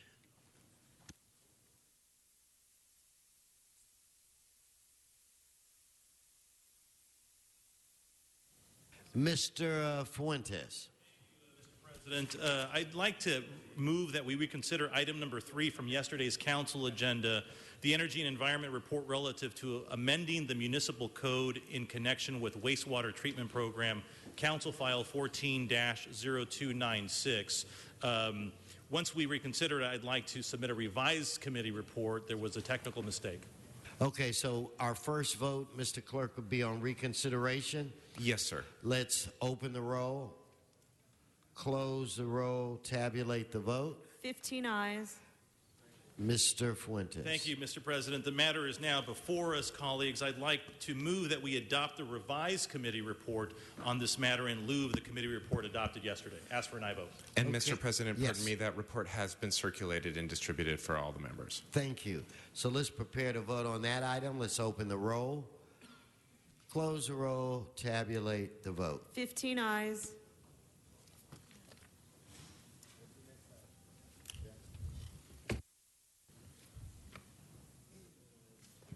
Item 35, called special by Mr. Weezer. Thank you, Mr. President. And colleagues, this item here is simply for informational purposes, but we thought it was of utmost importance to have the Planning Department not only make the presentation as they did in Plum Committee, but also to come before the full council and talk a little bit about where we are in reviewing the city's zoning code. As you know, the city has not looked at the zoning code comprehensively since 1946. And I would be assured to say that a lot has changed since 1946. And so with that, I wanted to thank our planning director, Michael LeGrand, Tom Rothman, and Eric Lopez from the Code Study section who will be presenting today. I also want to thank the Council President, Mr. Weston and Mr. Labange for allowing us to have this in Council today. And I also want to give a big thank you to my colleagues, Mr. Cedillo and Englander, who worked with us in Plum Committee to continue to revise and review this. Now, I will allow the Planning Department to make the presentation, but just a little background. In June of 2013, Council approved planning to undertake a thorough and comprehensive rewrite of LA's entire zoning code, which, like I said, hasn't been looked at since 1946. Since then, planning has hired a consultant, Code Studio, who has brought a zoning advisory committee and has completed a thorough audit of the zoning code. Throughout this, the Recode LA team, as it is now called, has been giving quarterly updates to the Plum Committee on the progress. My staff has been working closely with the Planning Department on the Recode LA and attending the Zoning Advisory Committee meetings. And so with that, I'll hand it over to Mr. LeGrand and his staff to give us a brief presentation on this. I believe there's a slideshow as well. Thank you. Yeah, PowerPoint. Slideshows last century. PowerPoint. I'm just showing my age, Mr. President. I'm just showing my age. Code. Is this in color or black and white? Yeah, it's in color. Okay. Good afternoon, council members. Michael LeGrand, Director of Planning. We're very excited to be here today to present our preliminary work on looking at the existing zoning code that was in existence since 1946, with amendments approved by the council since that time, and trying to move into a more comprehensive, online, and user-friendly zoning code for Los Angeles. Last year, the Planning Department launched a complete rewrite of your city's zoning code. This is really the best way to dictate what the process is and the built environment will look like in LA for years to come. The entire project is scheduled to last 5 years. Among other things, will elevate urban design and the context that our planning process is engaged in. Today, we're here to present a roadmap for the project and our code evaluation, which evaluates the existing zoning code, what areas we want to attack, which ones we want to amend. It gives you a little flavor for what's to come and make sure that we're in the same direction as the council and the policymakers of the city, including the mayor. We're so excited to be here. I have Tom Rothman here who's going to go through the presentation and will be available for any questions. This is the very beginning of the process. We have a lot of public engagement. We have a chair from the community and a chair from the business sector in our zoning advisory committee that represents all aspects and areas of the city of Los Angeles. We're very happy to have so much public input and so many hits on our webpage to see Angelenos involved in making Los Angeles a more livable city. Mr. Rothman. Thanks, Mike. Tom Rothman from the Planning Department. So I want to bring everybody's attention to the PowerPoint presentation on the screen. The far left pamphlet over there is our zoning code from 1946, and the far right document is our zoning code today. It's really the same type of document. It hasn't really changed much other than adding about 800 pages. So we've continuously amended our zoning code from 1946, doing patches and patches, but we've never comprehensively revised it for a modern city. So this is the time, that's what this project is about, to actually comprehensively revise our city's zoning code. Because our zoning code is outdated, we've been amending it in various ways, not just in the zoning code, but through countless memos from our chief zoning administrator, and also through footnotes and other types of qualifying conditions. So we have rules and regulations scattered throughout the city government. So we have this is just an image of our 7th floor where rules of our zoning code reside other than our actual book. And this is a really very telling slide. The numbers may not be as accurate as when we had originally done it, but the point we're getting across here is that most of the planning department is engaged in case processing other than long-term planning. So the slide shows that we have about a quarter of our department engaged in administrative work, and then about 15% engaged in long-range planning, whereas the remainder of our planners are doing case processes, doing variances and code amendments and other things. So what we want to do is really shift the focus to a long-range planning, and we think that revising our zoning code can help the city move in a direction where we focus more on long-range planning and less on short-term. And here's another really very important slide. This is obviously the city of LA, and the darkly shaded areas are areas of the city that are covered by not just our zoning code, but other things. Things you've heard of: supplemental use districts, specific plans, qualifying queue conditions that change the zoning on individual sites, and a variety of other mechanisms. So we have a citywide zoning code that doesn't cover most of the city. You've got to look in many other documents, and sometimes, and most often, they're very difficult to find. So we'd like to, in comprehensively revising the zoning code, put all of the zones into one place where you can figure out what your zone is, and you'll find all of your regulations in one place, as opposed to looking through other documents. And as Mike said, we're at the beginning of this 5-year project. We're actually finishing up year 1, and we've prepared a code evaluation report that says that gives us the roadmap for where we want to go. Great read. It's on our website, Recode LA. It talks about the features of a new zoning code. What we'd like to have in the next year is we're working closely with our downtown planners. They're working on 2 community plans in downtown, and we're having a very combined effort to not only provide the new tools for new zones in downtown, but also to have those implemented as part of the Central City and Central City North community plans. We're also working diligently on creating a web-enabled code so that the users of our zoning code can ask questions and find answers and scroll through it and figure out what is important to them, as opposed to leafing through over 800 pages of text. It's really very, very a big deal for the city. It's really a very helpful tool. And lastly, we're going to have a citywide zoning code. And this is a best practice image from another city that we really think is a very helpful and utilizable image, where all of the features of a particular zone can be found on one page. We have charts and graphs, things we don't really employ in our zoning code today. A really helpful tool, and we're really looking at this as a model for our new zoning code. Another reason we want to redo our zoning code is because we've been adding and amending the zoning code with different processes. We have over 75 individual processes, all very necessary and needed, but they kind of get at the same thing in a variety of ways. We'd like to synchronize as much as we can. We've got different dates for no reason, different appeal periods. We'd like to synchronize as much as we can. We feel like we can do that with this process. We looked the chart on the top right was our analysis of all of our over 70 processes, and we'd like to simplify it to something more similar to the lower chart.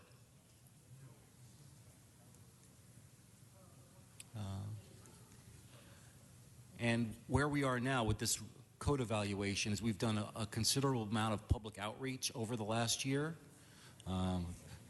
in developing the code evaluation and in disseminating the code evaluation. So we have gone twice throughout the city in regional forums. We've set up the city in coterminous with our area planning commission areas, and we've held public outreach meetings open to the public in all different area planning commission areas, North Valley, South Valley. And we've also held virtual forums, 2 separate virtual forums for those who can't make it to a public outreach meeting. They can attend via the internet and ask us directly the questions that they think are important to them and speak. So if they can't make it out, it's a really helpful tool for those who can't make it. We have developed a really progressive website, recode.la. Everything we've been working on goes up on the website, keeps everybody informed. We've got a really great feature on there called Markup, where we've listed all of our documents.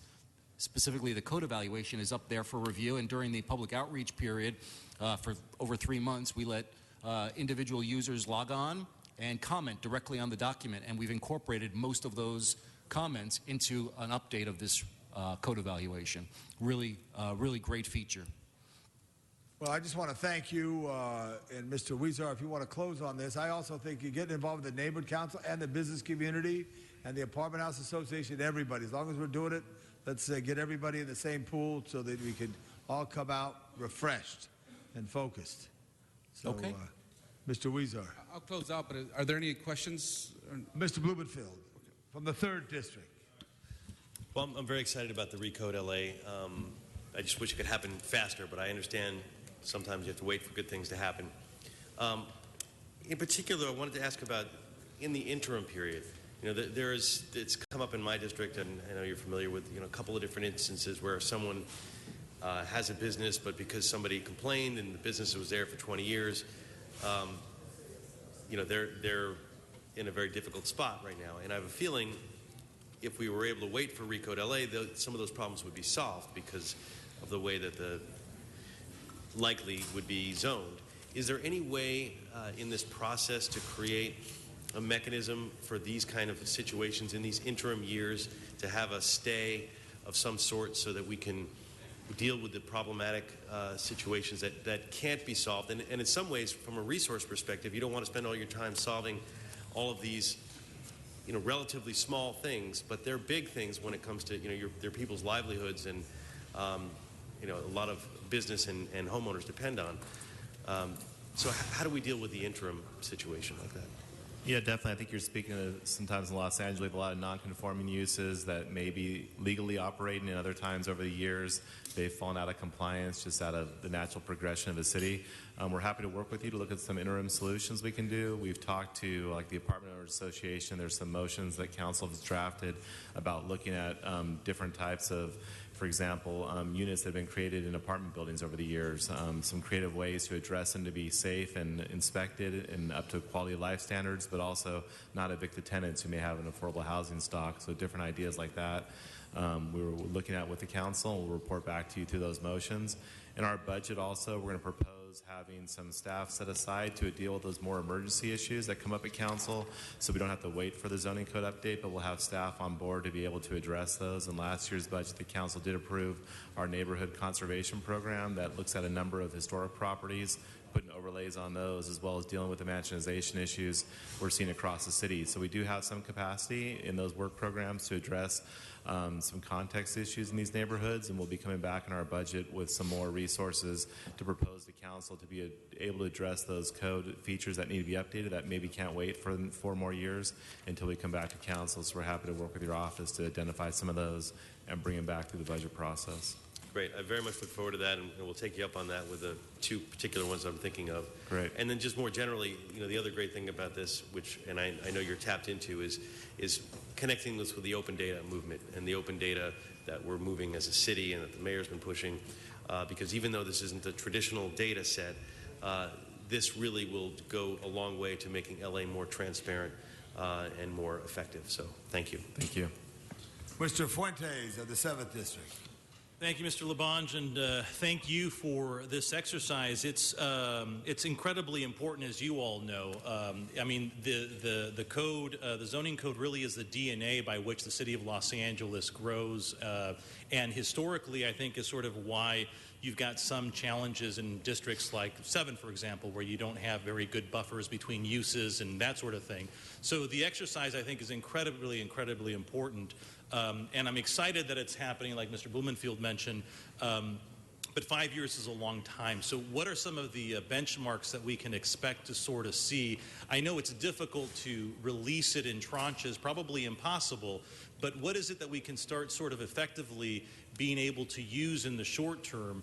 As an example, I'm beginning to adopt sort of our land use policy around our proposed community plan so as to try to be consistent going forward. But from a code perspective, what is it that we can expect in the sort of next year or two in terms of milestones for the exercise?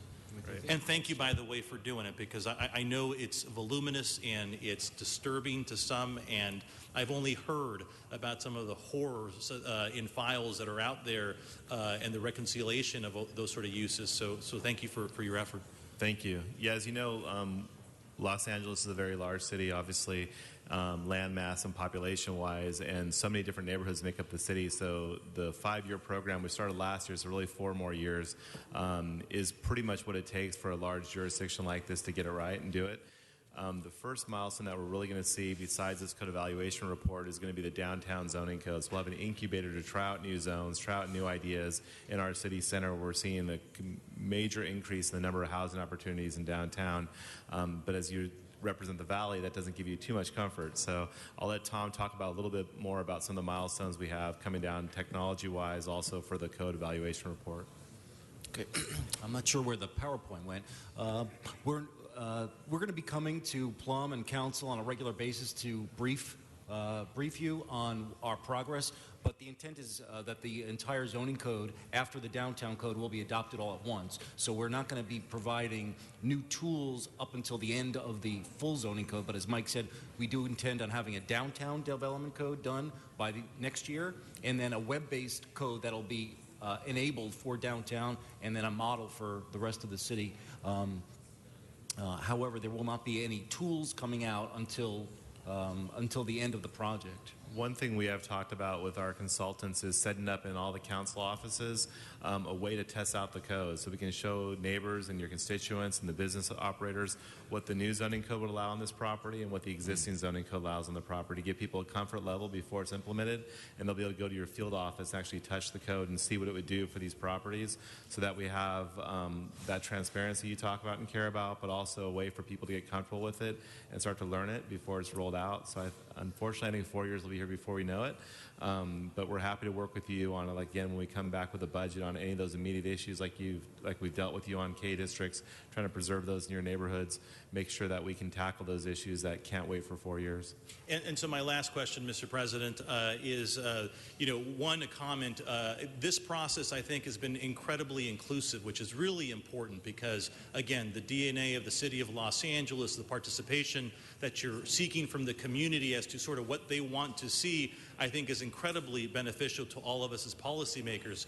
But at what point, and maybe Mr. Huizar can answer this, do the policy conversations begin about the future of Los Angeles? What it is that we want to see? I think about Council District 7 as an example that has historically been labeled Panorama City, the city of the future. And then you look at sort of areas like mine that back then were sort of slated to be more manufacturing and industrial in their nature. Understanding that Los Angeles has changed tremendously, prospectively, what it is that we're sort of planning or hoping to sort of incubate vis-a-vis this process. When do we begin those policy conversations? Clearly, we have a very able chair that can help us guide that, but at some point there must be a recommendation from you all to sort of help define what Los Angeles ought to be and should be and it could be vis-a-vis this exercise. So let us know when and how that works. Definitely, and right now it's starting. It's the very beginning of it, so we're not too late. It's the good news. Something we've been talking to Councilman Huizar about is the possibility, if the council intends to, is to do an ad hoc committee to where the council can get more involved and make sure that the vision that we're creating matches where you want to see the city the next 20, 30, 50 years. And so we're happy to work with you on either an ad hoc committee or through utilizing the Plum Committee to have those conversations in more depth with a little bit more time to where we can walk through those issues with you and explain to you what our thinking is and what the best practices are across the country and make sure they line up with the goals of your districts. Let's not just go around the country, go around the world. And Sounds Mr. good. Weezer, let's get a working group of our planning deputies who are so experienced, as well as maybe an ad hoc. So I'm going to call on Mr. Price and then for you to close. Mr. Price. Thank you, Mr. Chairman. Mr. President, really appreciate this Herculean effort in redoing the zoning and planning. I know there have been some challenges on the planning side.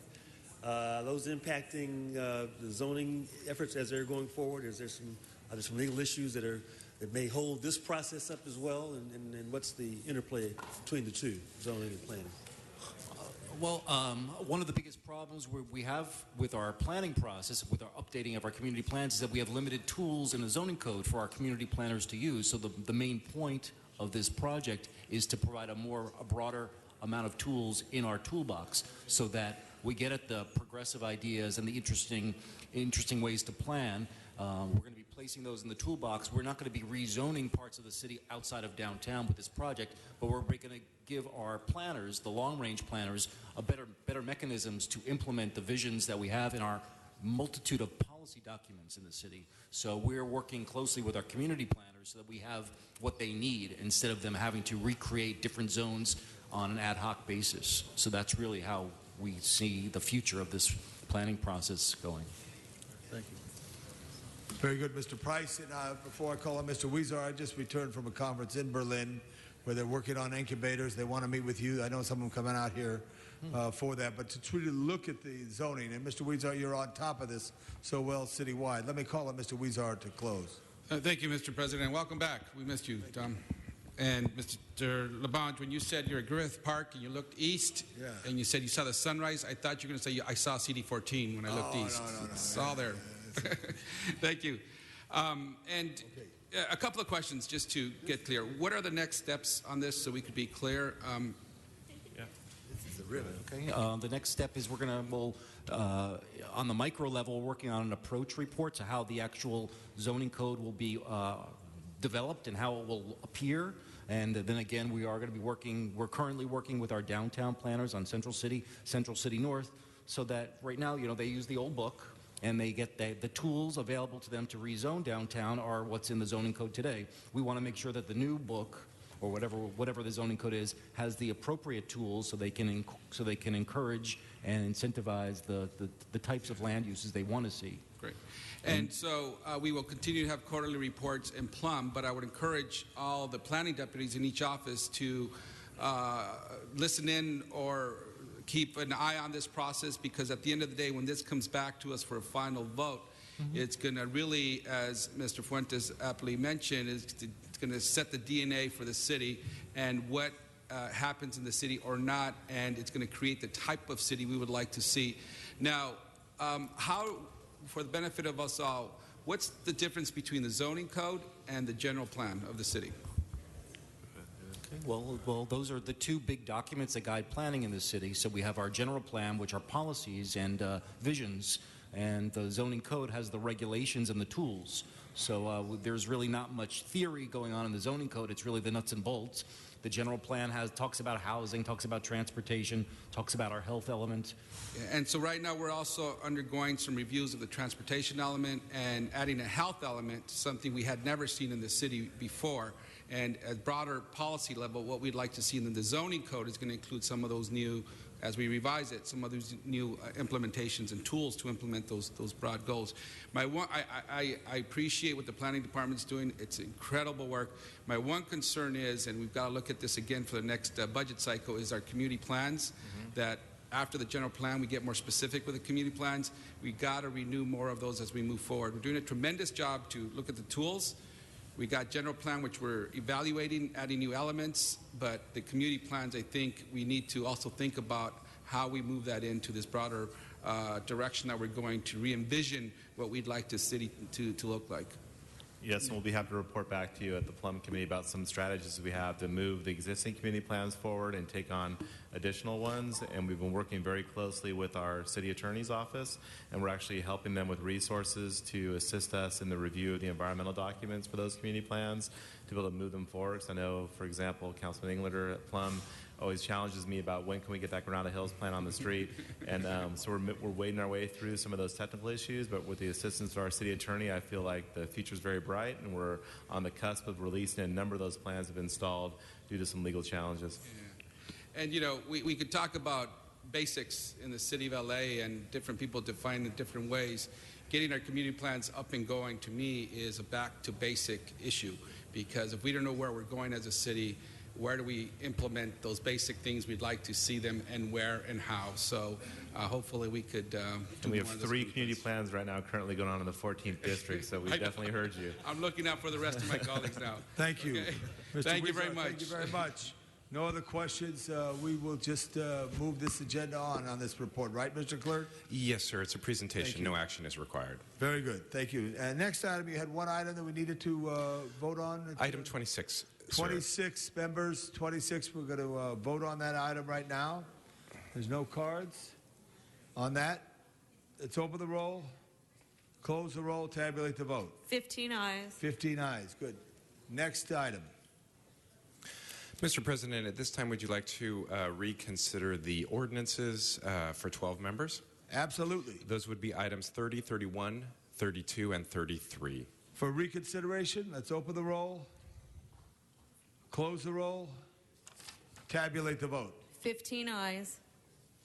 And, Mr. President, those matters are now before you. Okay, let's open the roll on that, close the roll, tabulate the vote. 15 ayes. 15 ayes. Thank you very much. Next item.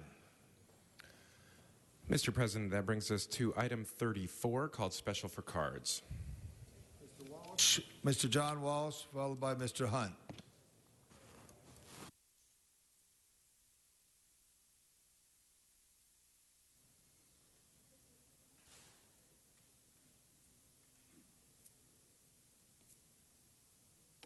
John Walsh, blogging at HollywoodHighlands.org, or go to J. Walsh Confidential, and tweeting at this very moment at Hollywood Dems. Again, this is the REAP program, and as you know, nothing annoys these people up here as much as when I compliment him. I don't get up here and say you're all a bunch of crooks and everything you do is wrong. I leave that to the crazy old white men, okay? You do an excellent job on REAP. You do an excellent job when they inspected my apartment and got the landlord to paint it. You do an excellent job on renters' issues. So that gives me the credibility to say when you do a terrible job. And I will on the public comment. On the general public comment. You're doing a great job on rents. HollywoodHighlands.org. Mr. Hunt.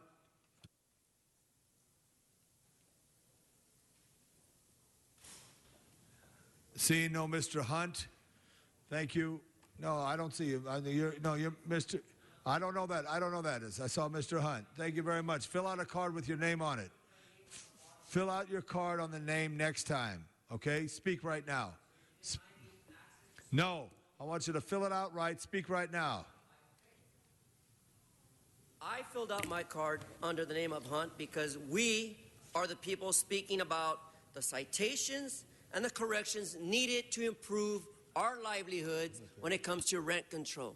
And I will praise those in this city who take the appropriate stance when it comes to renters and their livelihood. The quality of life in LA has been horrific due to the circumstance and the problems of those involved who are the slumlords like Council District 14 who do not provide the programs of REAP in District 14.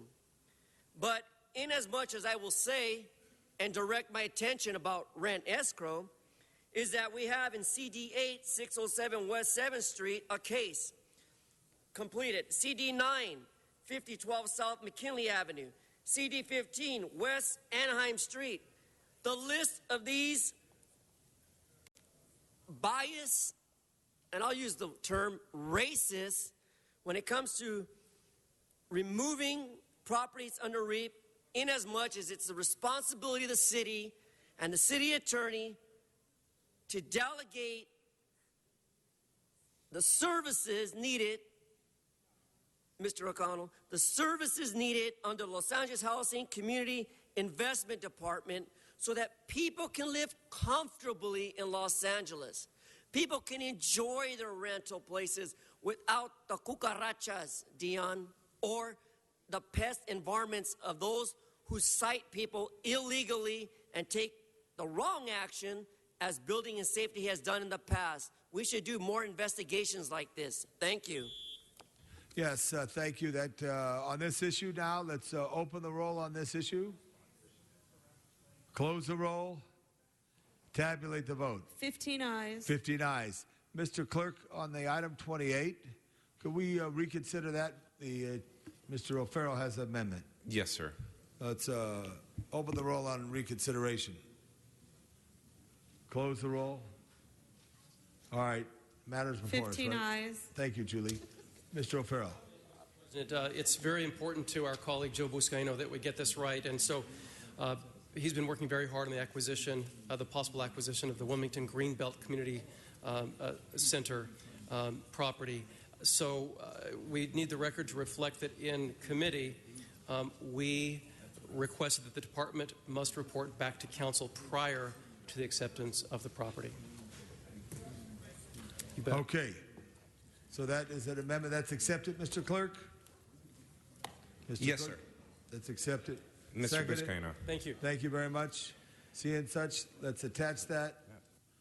We should vote on this matter, sir. Yes, let's attach that. Let's open the roll, close the roll, tabulate the vote. 15 ayes. 15 ayes. Thank you.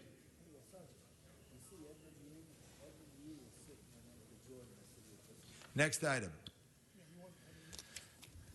Mr. President, that brings us to item 2, called Special for Cards. Mr. Walsh.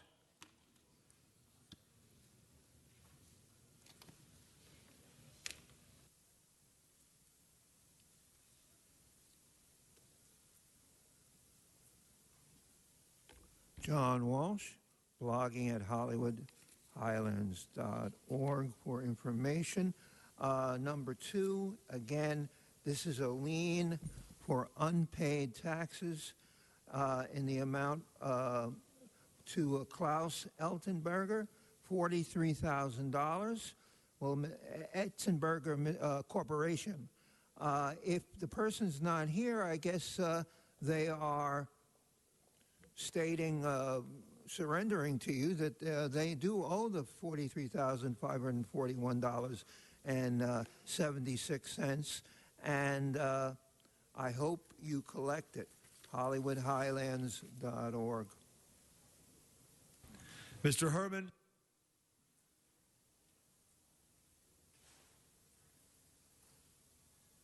Did you mean Mr. Hunt as I filled out my card under the Brown Act? Come on. Excuse me. It's Yes. not disruptive. Stop, Mr. Herman. Stop, Mr. Herman. Speaker. Stop, Mr. Herman. The public speaker is causing confusion by placing someone else's name who's present in the building instead of his own. He should be requested to put his name or a different moniker down on the card so that the public comment process can be administered appropriately. All right, so I'm calling Mr. Herman right now. Mr. Krikorian. Instructed to address the item and not to argue with the chair. The rulings of the chair of this body are not within his interest to argue with during his public comment time. He can speak to this item and speak to this item only. Thank you. Mr. Herman.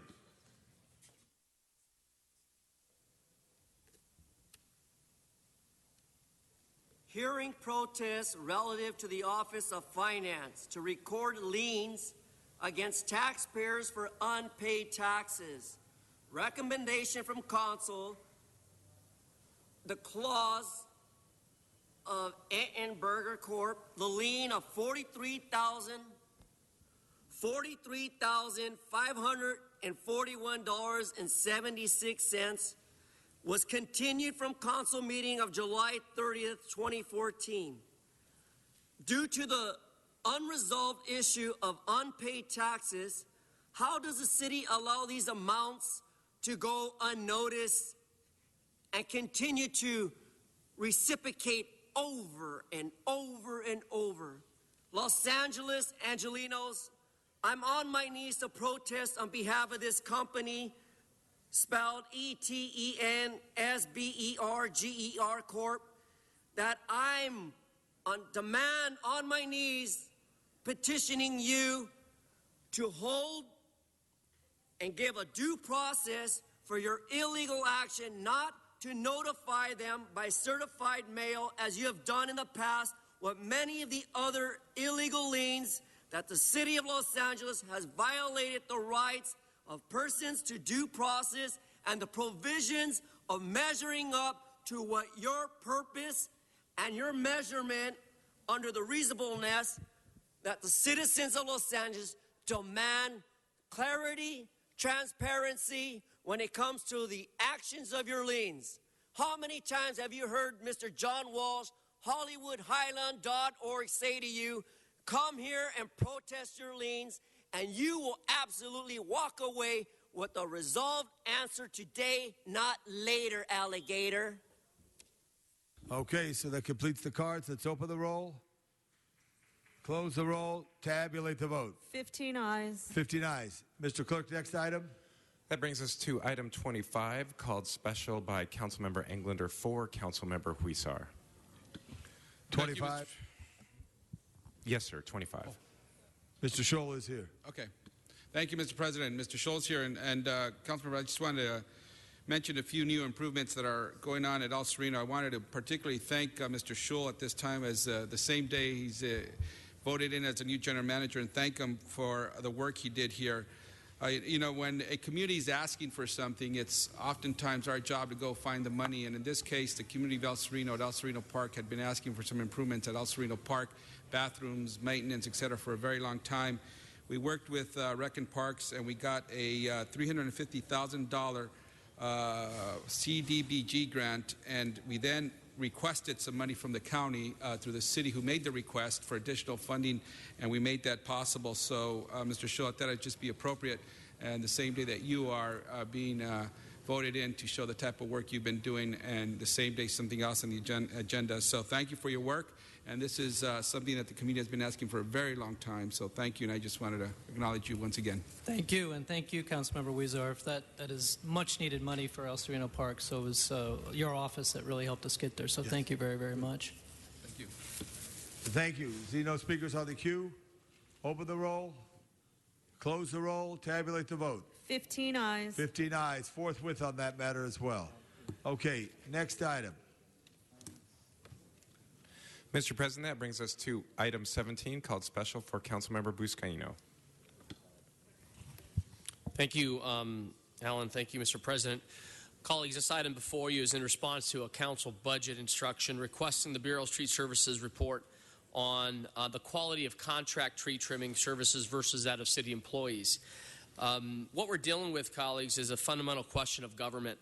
When is the public best served by using city employees and providing the service directly, and when is the public best served by contracting out for that service? And there are pros and cons for each, as we've discussed in our committee. Tree trimming by city forces is, by the Bureau's own admission, a little more expensive. However, they can be deployed more quickly and allow for more flexibility, and the quality of work is incredible. It's excellent. Though contract tree trimming may be cheaper, there is not much flexibility, and the quality of work is often less than par. And I don't believe that the answer is one size fits all. There's value in having a hybrid system that utilizes both city and contract forces. But in order for us as a council to make informed decisions about the level of funding for each program, we need accurate data and better metrics. Simply tracking the number of trees trimmed doesn't account for variables like the size of the tree, mobilization time, and special circumstances. And it's difficult to compare the true cost of each program without a clear picture of how the CAO calculates the indirect costs associated with using city employees and without factoring in the indirect costs of contracting incurred by the Bureau of Public Works, Contract Administration, and the city attorney. Since we're already over a month into the current fiscal year, it's not possible to drastically change course this year and hire more arborists, those who trim trees, that is, and tree surgeons, even if we want to do it. It takes time to hire. The best we can do is provide additional funding for overtime using existing Urban Forestry Division employees. Your Public Works Committee is recommending the Council provide the Bureau of Street Services with $500,000 for overtime funding this fiscal year for as-needed, on-demand tree trimming, divided evenly within our respective council districts, which accounts for over $33,000 for each council district, and to provide the Bureau of Street Services with $3.5 million in this current fiscal year to fund contract tree trimming citywide. We're also asking the CAO to report with recommendations for establishing new, more accurate metrics, as well as an analysis of the true direct and indirect costs of tree trimming by city forces and tree trimming by contract. We're also asking the CAO to report on what actions would be necessary to provide an equal allocation for each program next fiscal year should the Mayor, Budget and Finance Committee, and Council choose to do so. I'm also asking in respect to Mr. Krikorian's committee that we send this to Mr. Krikorian's Budget and Finance Committee for review since this is a financial transfer, which I was told you'll hear it on Monday. So with that, we can move forward, but we'll ask the Budget and Finance Committee to review this before we move forward. Thank you. Okay. Yes, we'll refer it to the Budget and But Finance. I want Mr. Krikorian for the powerful Budget Committee who pushed his button to address the issue. Well, thank you very much, Mr. LaBonge, and thank you, Mr. Buscaino. I just wanted to, first of all, thank Mr. Buscaino and the Public Works Committee for moving the ball forward on something that's very important to every corner of the city, enhancing our tree trimming capacity and ensuring not only the public safety that comes from that, but also the reducing the adverse impacts on our other infrastructure, like sidewalks and other things that come when we fail to maintain our trees. So I'm looking forward to hearing this matter in Budget and Finance. Thank Mr. Buscaino for that request for referral, and we'll take this up on Monday. And thank Ron Lorenzen right here for this great work of the team of Street Tree. Seeing that, it's been referred. No vote on that, right, Mr. Clerk? No, sir, if you do it without objection. Without objection. So ordered. Next item. That brings us to item 18. 18, special. Mr. Buscaino, you called it special. I know you have some people here. Thank you, did Mr. have President. a hearing in committee. We finally have arrived to this. We heard this in committee. We also fulfilled the public comment in committee. This item before you will ultimately approve the temporary closure of 121st Street between Figueroa and Hoover Street for our Athens on the Hill community. And if I can just recognize, since we already fulfilled the public comment in committee, recognize Clarence Johnson, who's here, Alvin Lepostri, who's here, Hannah Woods, who's here, Llewellyn Falcus, who's here, Lou Watson. Thanks, Lou, for being here, and Elaine Simpson as well. And if I can have Edmund Yu come to the table, and just for clarification for our community members, this has been a request for many, many years, even prior to my arrival with then Councilwoman Janice Hahn. We've come to this opportunity where we can be responsive to the quality of life issues facing Athens on the Hill's residents and just share with us the action that we're taking here We're doing our part, but we need some information from the community members who are seeking this request, right? Good morning, council members. Edmund Yu, Bureau of Engineering. On this type of street closure, the City Council, what your action now is to authorize the closing of the public street, but the next step is for the community members, the constituents to retain someone to handle the design of the gate and go through and the permit process within the city and actually install the gate. That will be the next step for under this kind of action. And what's the timeline? How soon do they need to get that information over to you? The City Council policy is that the actual closing of the gates should happen within 6 months of this council action. So they should be working on this for the next 6 months. Very good. So we'll work hand in hand with the residents. And I want to, again, thank Athens on the Hill for being here, and thank Edmund for clarifying that. Thank you, Mr. President. Okay, let's open the roll, close the roll, tabulate the vote. 15 ayes. 15 ayes. Thank you. All right, let's go. All right, Mr. Clerk. Yes, sir. Before we go into executive session, we have a lot of public comment cards. I'm going to ask for public comment, general public comment now. Ask for 1 minute public comment. So then we will go into executive session. Okay? Very good, sir. All right, thank you for public comment. Okay. Robert Lucas. Robert Lucas, 1 minute. Thank you.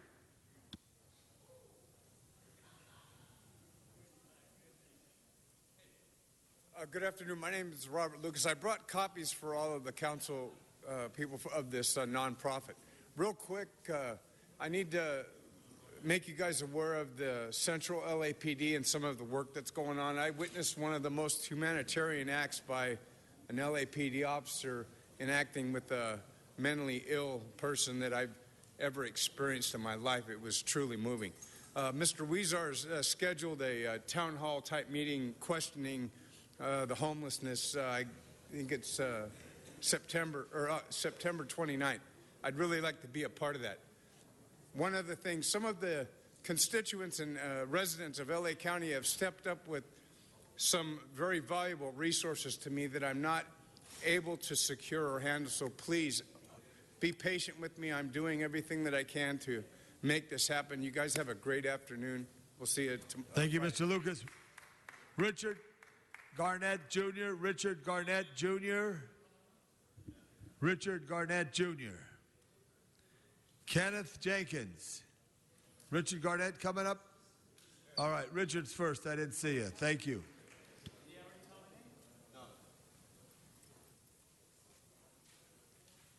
This is my first time here. I just wonder, what's the rules of this? Well, stop the clock real quick. Mr. City Attorney, tell him. I really didn't understand. Public comment. What's the rules? The rules is to tell your city council what you feel you want to express about the city of Los Angeles and its functions. Fair. He could speak about items that are not on the agenda if they're within the jurisdiction of this city council. Right. Okay. Well, I don't have a vast knowledge of the city. I am more acquainted with Venice Beach. And right now, I feel at this time that we have did a lot of projects in the past, like a zip line. But right now, we have lost a lot of clientele because we have forgotten how to advertise to our people. I just want to put on record in the past, they didn't make up any laws for a bar where they distribute alcohol. But even right now today, if you go outside of a bar, intoxicated, that's illegal, isn't it? Well, my point is that even though we have allowed people to smoke in this state, we still don't have a place for them to smoke at.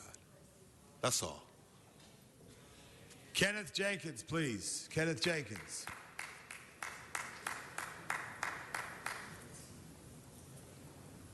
Yes, good afternoon, Mr. President. I'm one of the Venice Beach vendors out that vend daily at Venice Beach.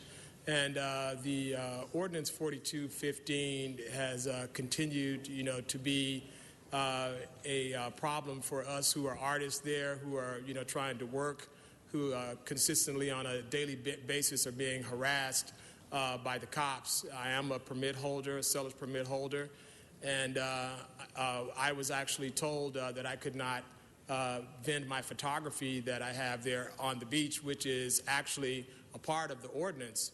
And I had officers that actually told me that I could not vend my photography there. So I'm asking, being that this ordinance was revised, can I vend my own photography that I've created on the Venice Beach Boardwalk, because the ordinance states that I can do that.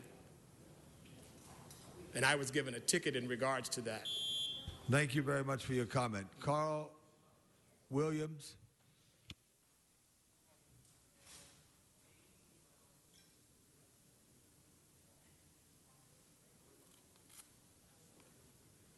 Good afternoon, ladies and gentlemen. I'm a vendor of Venice Beach, California, and they, year in, year out, they come up with this new ordinance trying to stop us from making an honest living. And we just there, as vendor, we get the right by the state of California to be there. But every year they come up with an ordinance, you know, including the store owners and the police. They always keep on harassing us for no reason, to tell us we can't display our items for no just reason. And we're tired of the harassment and would like for you all as the, you know, the heads of the city of LA to come up with some form of way to stop this new ordinance year in, year out, and being harassed by the police for no reason. We're not committing crime. People on the beach committing crime, here, using drugs, selling drugs. All right, thank you very much. Olga Hall. Olga.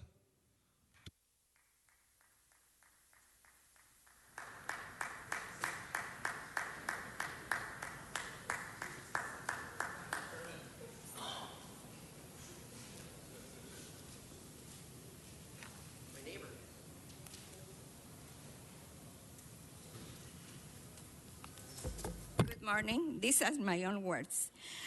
You and your predecessors have played a big role in supporting the nefarious actions of the Autry. You have allowed them to take control of $1 billion collection of Native American artifacts. By doing so, you are the cohorts in the destruction of one of the icons of this city. The excuse from Mayor Garcetti that this is an issue that is between private entities is just the way to use the language to confuse or deceive the public, which most of them are not informed of the true nature of this issue. From the birth of the Autry Museum, this city has been involved.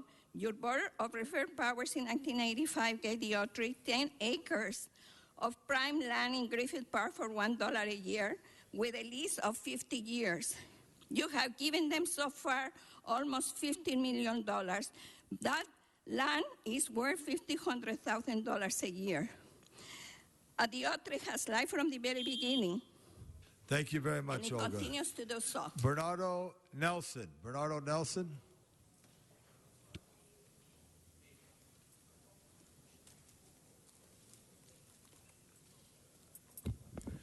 Good afternoon, gentlemen.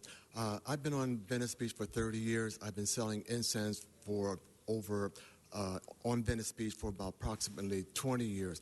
And it's gotten to the point where everybody, you people go behind closed doors and flip the script. First, you got to be a lottery system, then not a lottery system. Then you got to be religion, not religion. You got to be political. You keep going back and forth. And I've been watching you guys constantly flipping the script behind closed doors, not giving us a chance to make a living out there. God has put each and every one of you accountable for doing the right thing. Why don't you do the right thing? You're educated, you're supposed to be intelligent, and you're supposed to be in a place where God has anointed you and placed you. But yet you take that anointing and that gift that He's given you and go against people who are trying to make an honest living, and it's not right. You didn't put yourself there. The people didn't put yourself there. God put you there, right where you are. And probably most of you didn't probably say thank you this morning to your Heavenly Father. Give us a break. Let us earn a living, and let us get on with our lives. Thank you. Thank you very much, and we thank Him every day. Daystar, please. Daystar.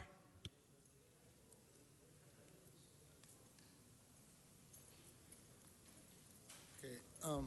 Nicole Vandal could not come today. She sends her greetings. As the Schroep is still here, she asked me to read this message to you.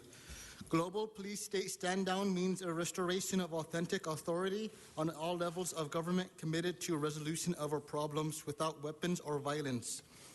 It is no longer okay to use the streets of LA to train and improve the way we are violent globally. The federal money should be returned to the training maneuvers canceled.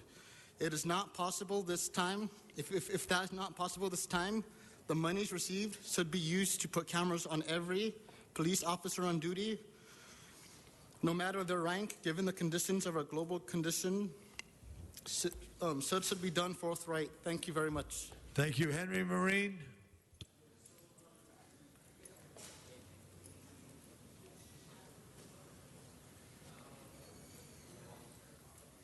Yes, as you know, MOUs are government documents that show how much money others use for the benefit of Hackler and Kohler employees. And we know how much money the members of the Hackler Board and the City Council sheltered from the pay of each Hackler and Kohler craftsman and failed to account for yet. Now, what y'all don't understand about trust. If you take somebody's money, you are trusted to account for it. And you are trusted to provide interest for that money.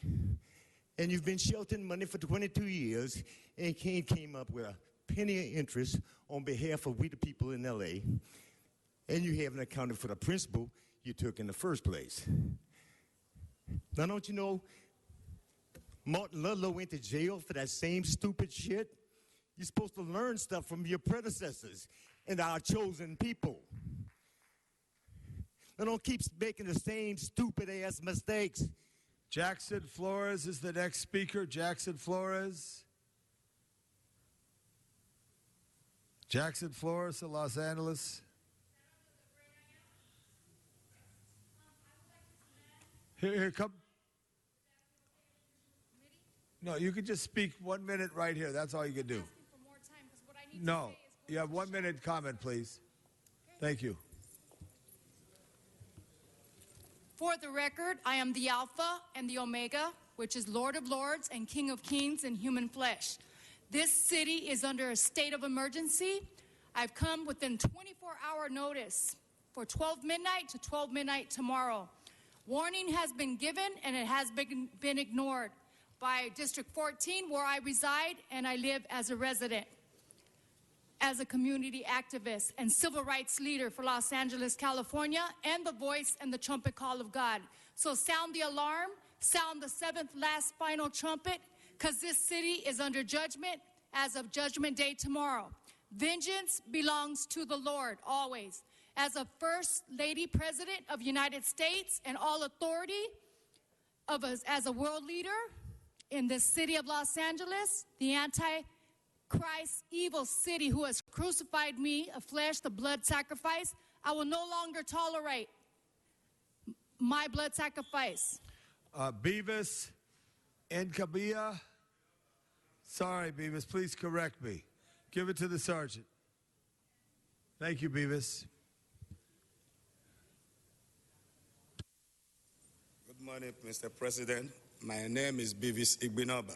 Pronounce it very good and clearly. I'm a vendor in Venice Beach.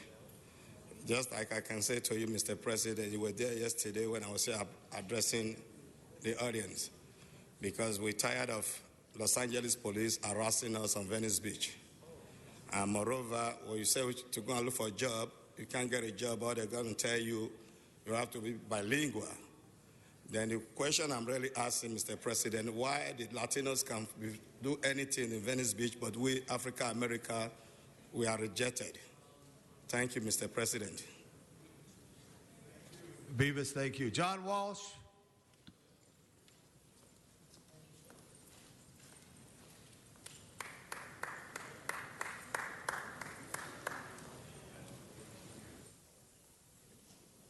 John Walsh, blogging at HollywoodHighlands.org. Item 39, almost $1 million you're awarding because of a burst sewer pipe. $1 million in damage to one person. 500 free tickets to the Jay-Z concert given to the mayor. Herb only got 10, and you lowlies down here only got 4. Many of your staff sold those tickets for profit. That's a crime. The feds raided the Fashion District yesterday. The LAPD sat around with their finger up their ass. This is for counterfeit clothing and money laundering. The jurisdiction you had, I have to condemn, and Hamas. Remember, what is the jurisdiction here? You put an agenda item on here to condemn Hamas. 5,000 miles. The jurisdiction here is the entire city. All right, Mr. City Attorney, note this here. I have Michael Hunt. That's the last cards. I have 2 cards. Michael Hunt. Thank you. Perfect. Thank you guys for calling me. I want to know what city council shits on a federal judge. Susan Siegel said that you can display anything on Venice Boardwalk. Now the African Americans can't display anything on the boardwalk. What city council shits on a federal judge? I think you guys ought to be ashamed of yourself.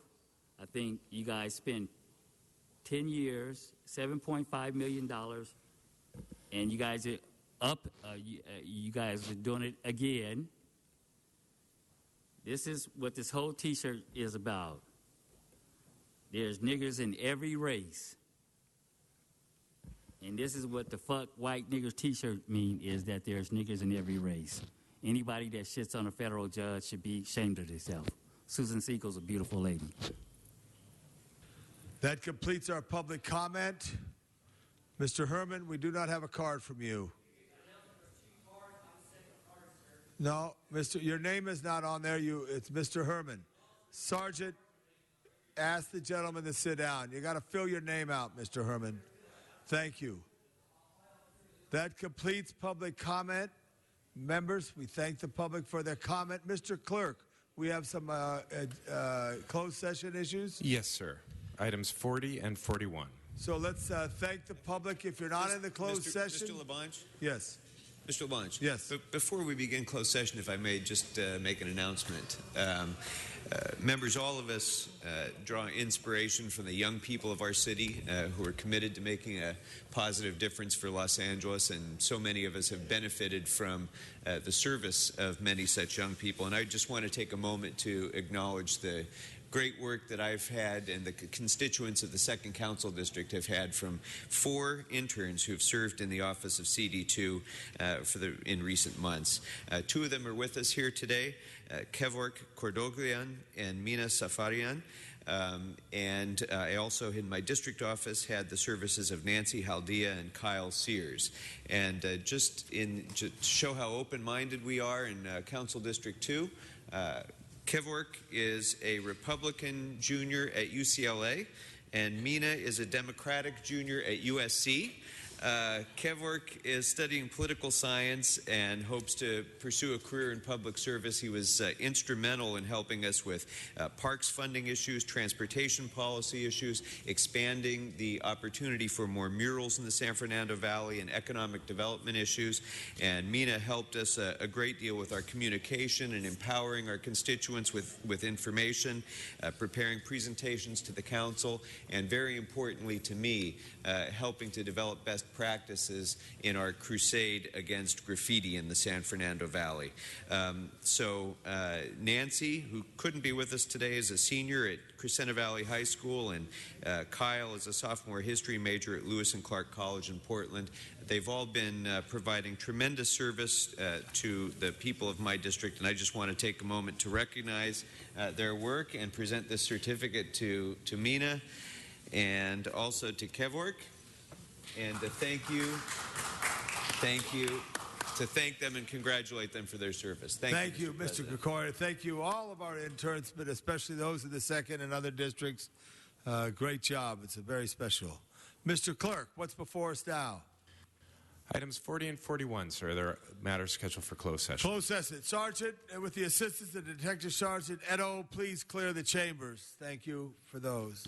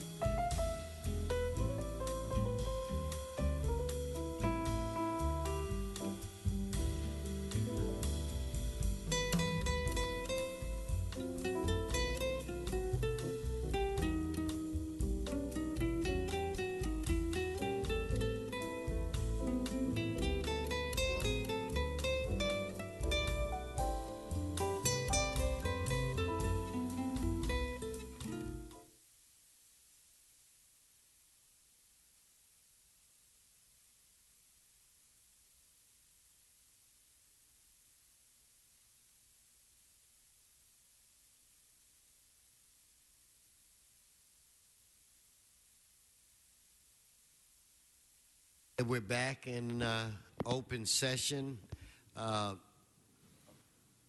Mr. Clerk, if we could go through the business that we still have to do. Very good, sir. For item 40, there's no action is required of council at this time. And for item 41, we have in the case entitled Edward Jones versus City of Los Angeles, there is a recommendation to expend $725,000 in settlement. All right, so let's vote on that item. Let's open the roll, close the roll, tabulate the vote. 12 ayes, 1 no. Okay, what business is still before this body? Mr. President, council has motions for posting and referral. They are posted and referred. That brings us where? The desk is clear. Thank you. Announcements, members, announcements. Mr. Cedillo. Members, yesterday I spoke a little prematurely. I told you about Mario Beltran and their departure at 1 in the morning to Kaiser to have a child. The child was not born until yesterday late afternoon, but Mario Beltran and his wife Erika now have a newborn child named Camilo Ernesto Beltran. Right. And I just think it's great to celebrate the birth of a new. Yes, it is. New young, great couple, and no doubt a new public servant will emerge from that family. Well, that's good for us. Yes. If we could all rise. Mr. Krikorian. Very much, Mr. President. Members, as you all know, tomorrow is September 11th. I'm sure there will be a variety of September 11th commemoration events throughout the city. One that the city will be hosting will be at the Frank Hotchkin Memorial Training Center. It's the annual fire department commemoration of remembrance of 9/11. In addition, at North Hollywood Park, from 6:30 to 7:30, we'll be having a 9/11 remembrance event at the grove of trees that were planted in remembrance of the victims of 9/11 in North Hollywood Park as well. That's 6:30 to 7:30 tomorrow evening. Thank you. Members, any other announcements? Adjourning motions. Mr. Cedillo? Yes, with deep regret and sadness, the Reverend Rene Ledesma passed away Monday, September 1st, 2014. Mr. Ledesma was former Assistant General Secretary of the General Board of Global Ministries of the United Methodist Church, pastor of many United Methodist congregations here in the Los Angeles area, and a retired LAUSD middle school teacher. Longtime social justice advocate over on the east side, northeast side. Reverend Ledesma had marched for the rights of farm workers, advocated for restorative justice, as executive director of the Blasa Community Center in East Los Angeles, was a strong proponent of marriage equality and civil rights for the LGBT community. He served as a member of Project Faith Community Advisory Board for the Wallace Memorials, a project that we've all supported, a icon of the Northeast Los Angeles. He's survived by his wife, 5 children, 4 grandchildren, and a large extended family who all give thanks for his life and his witness. Thank you.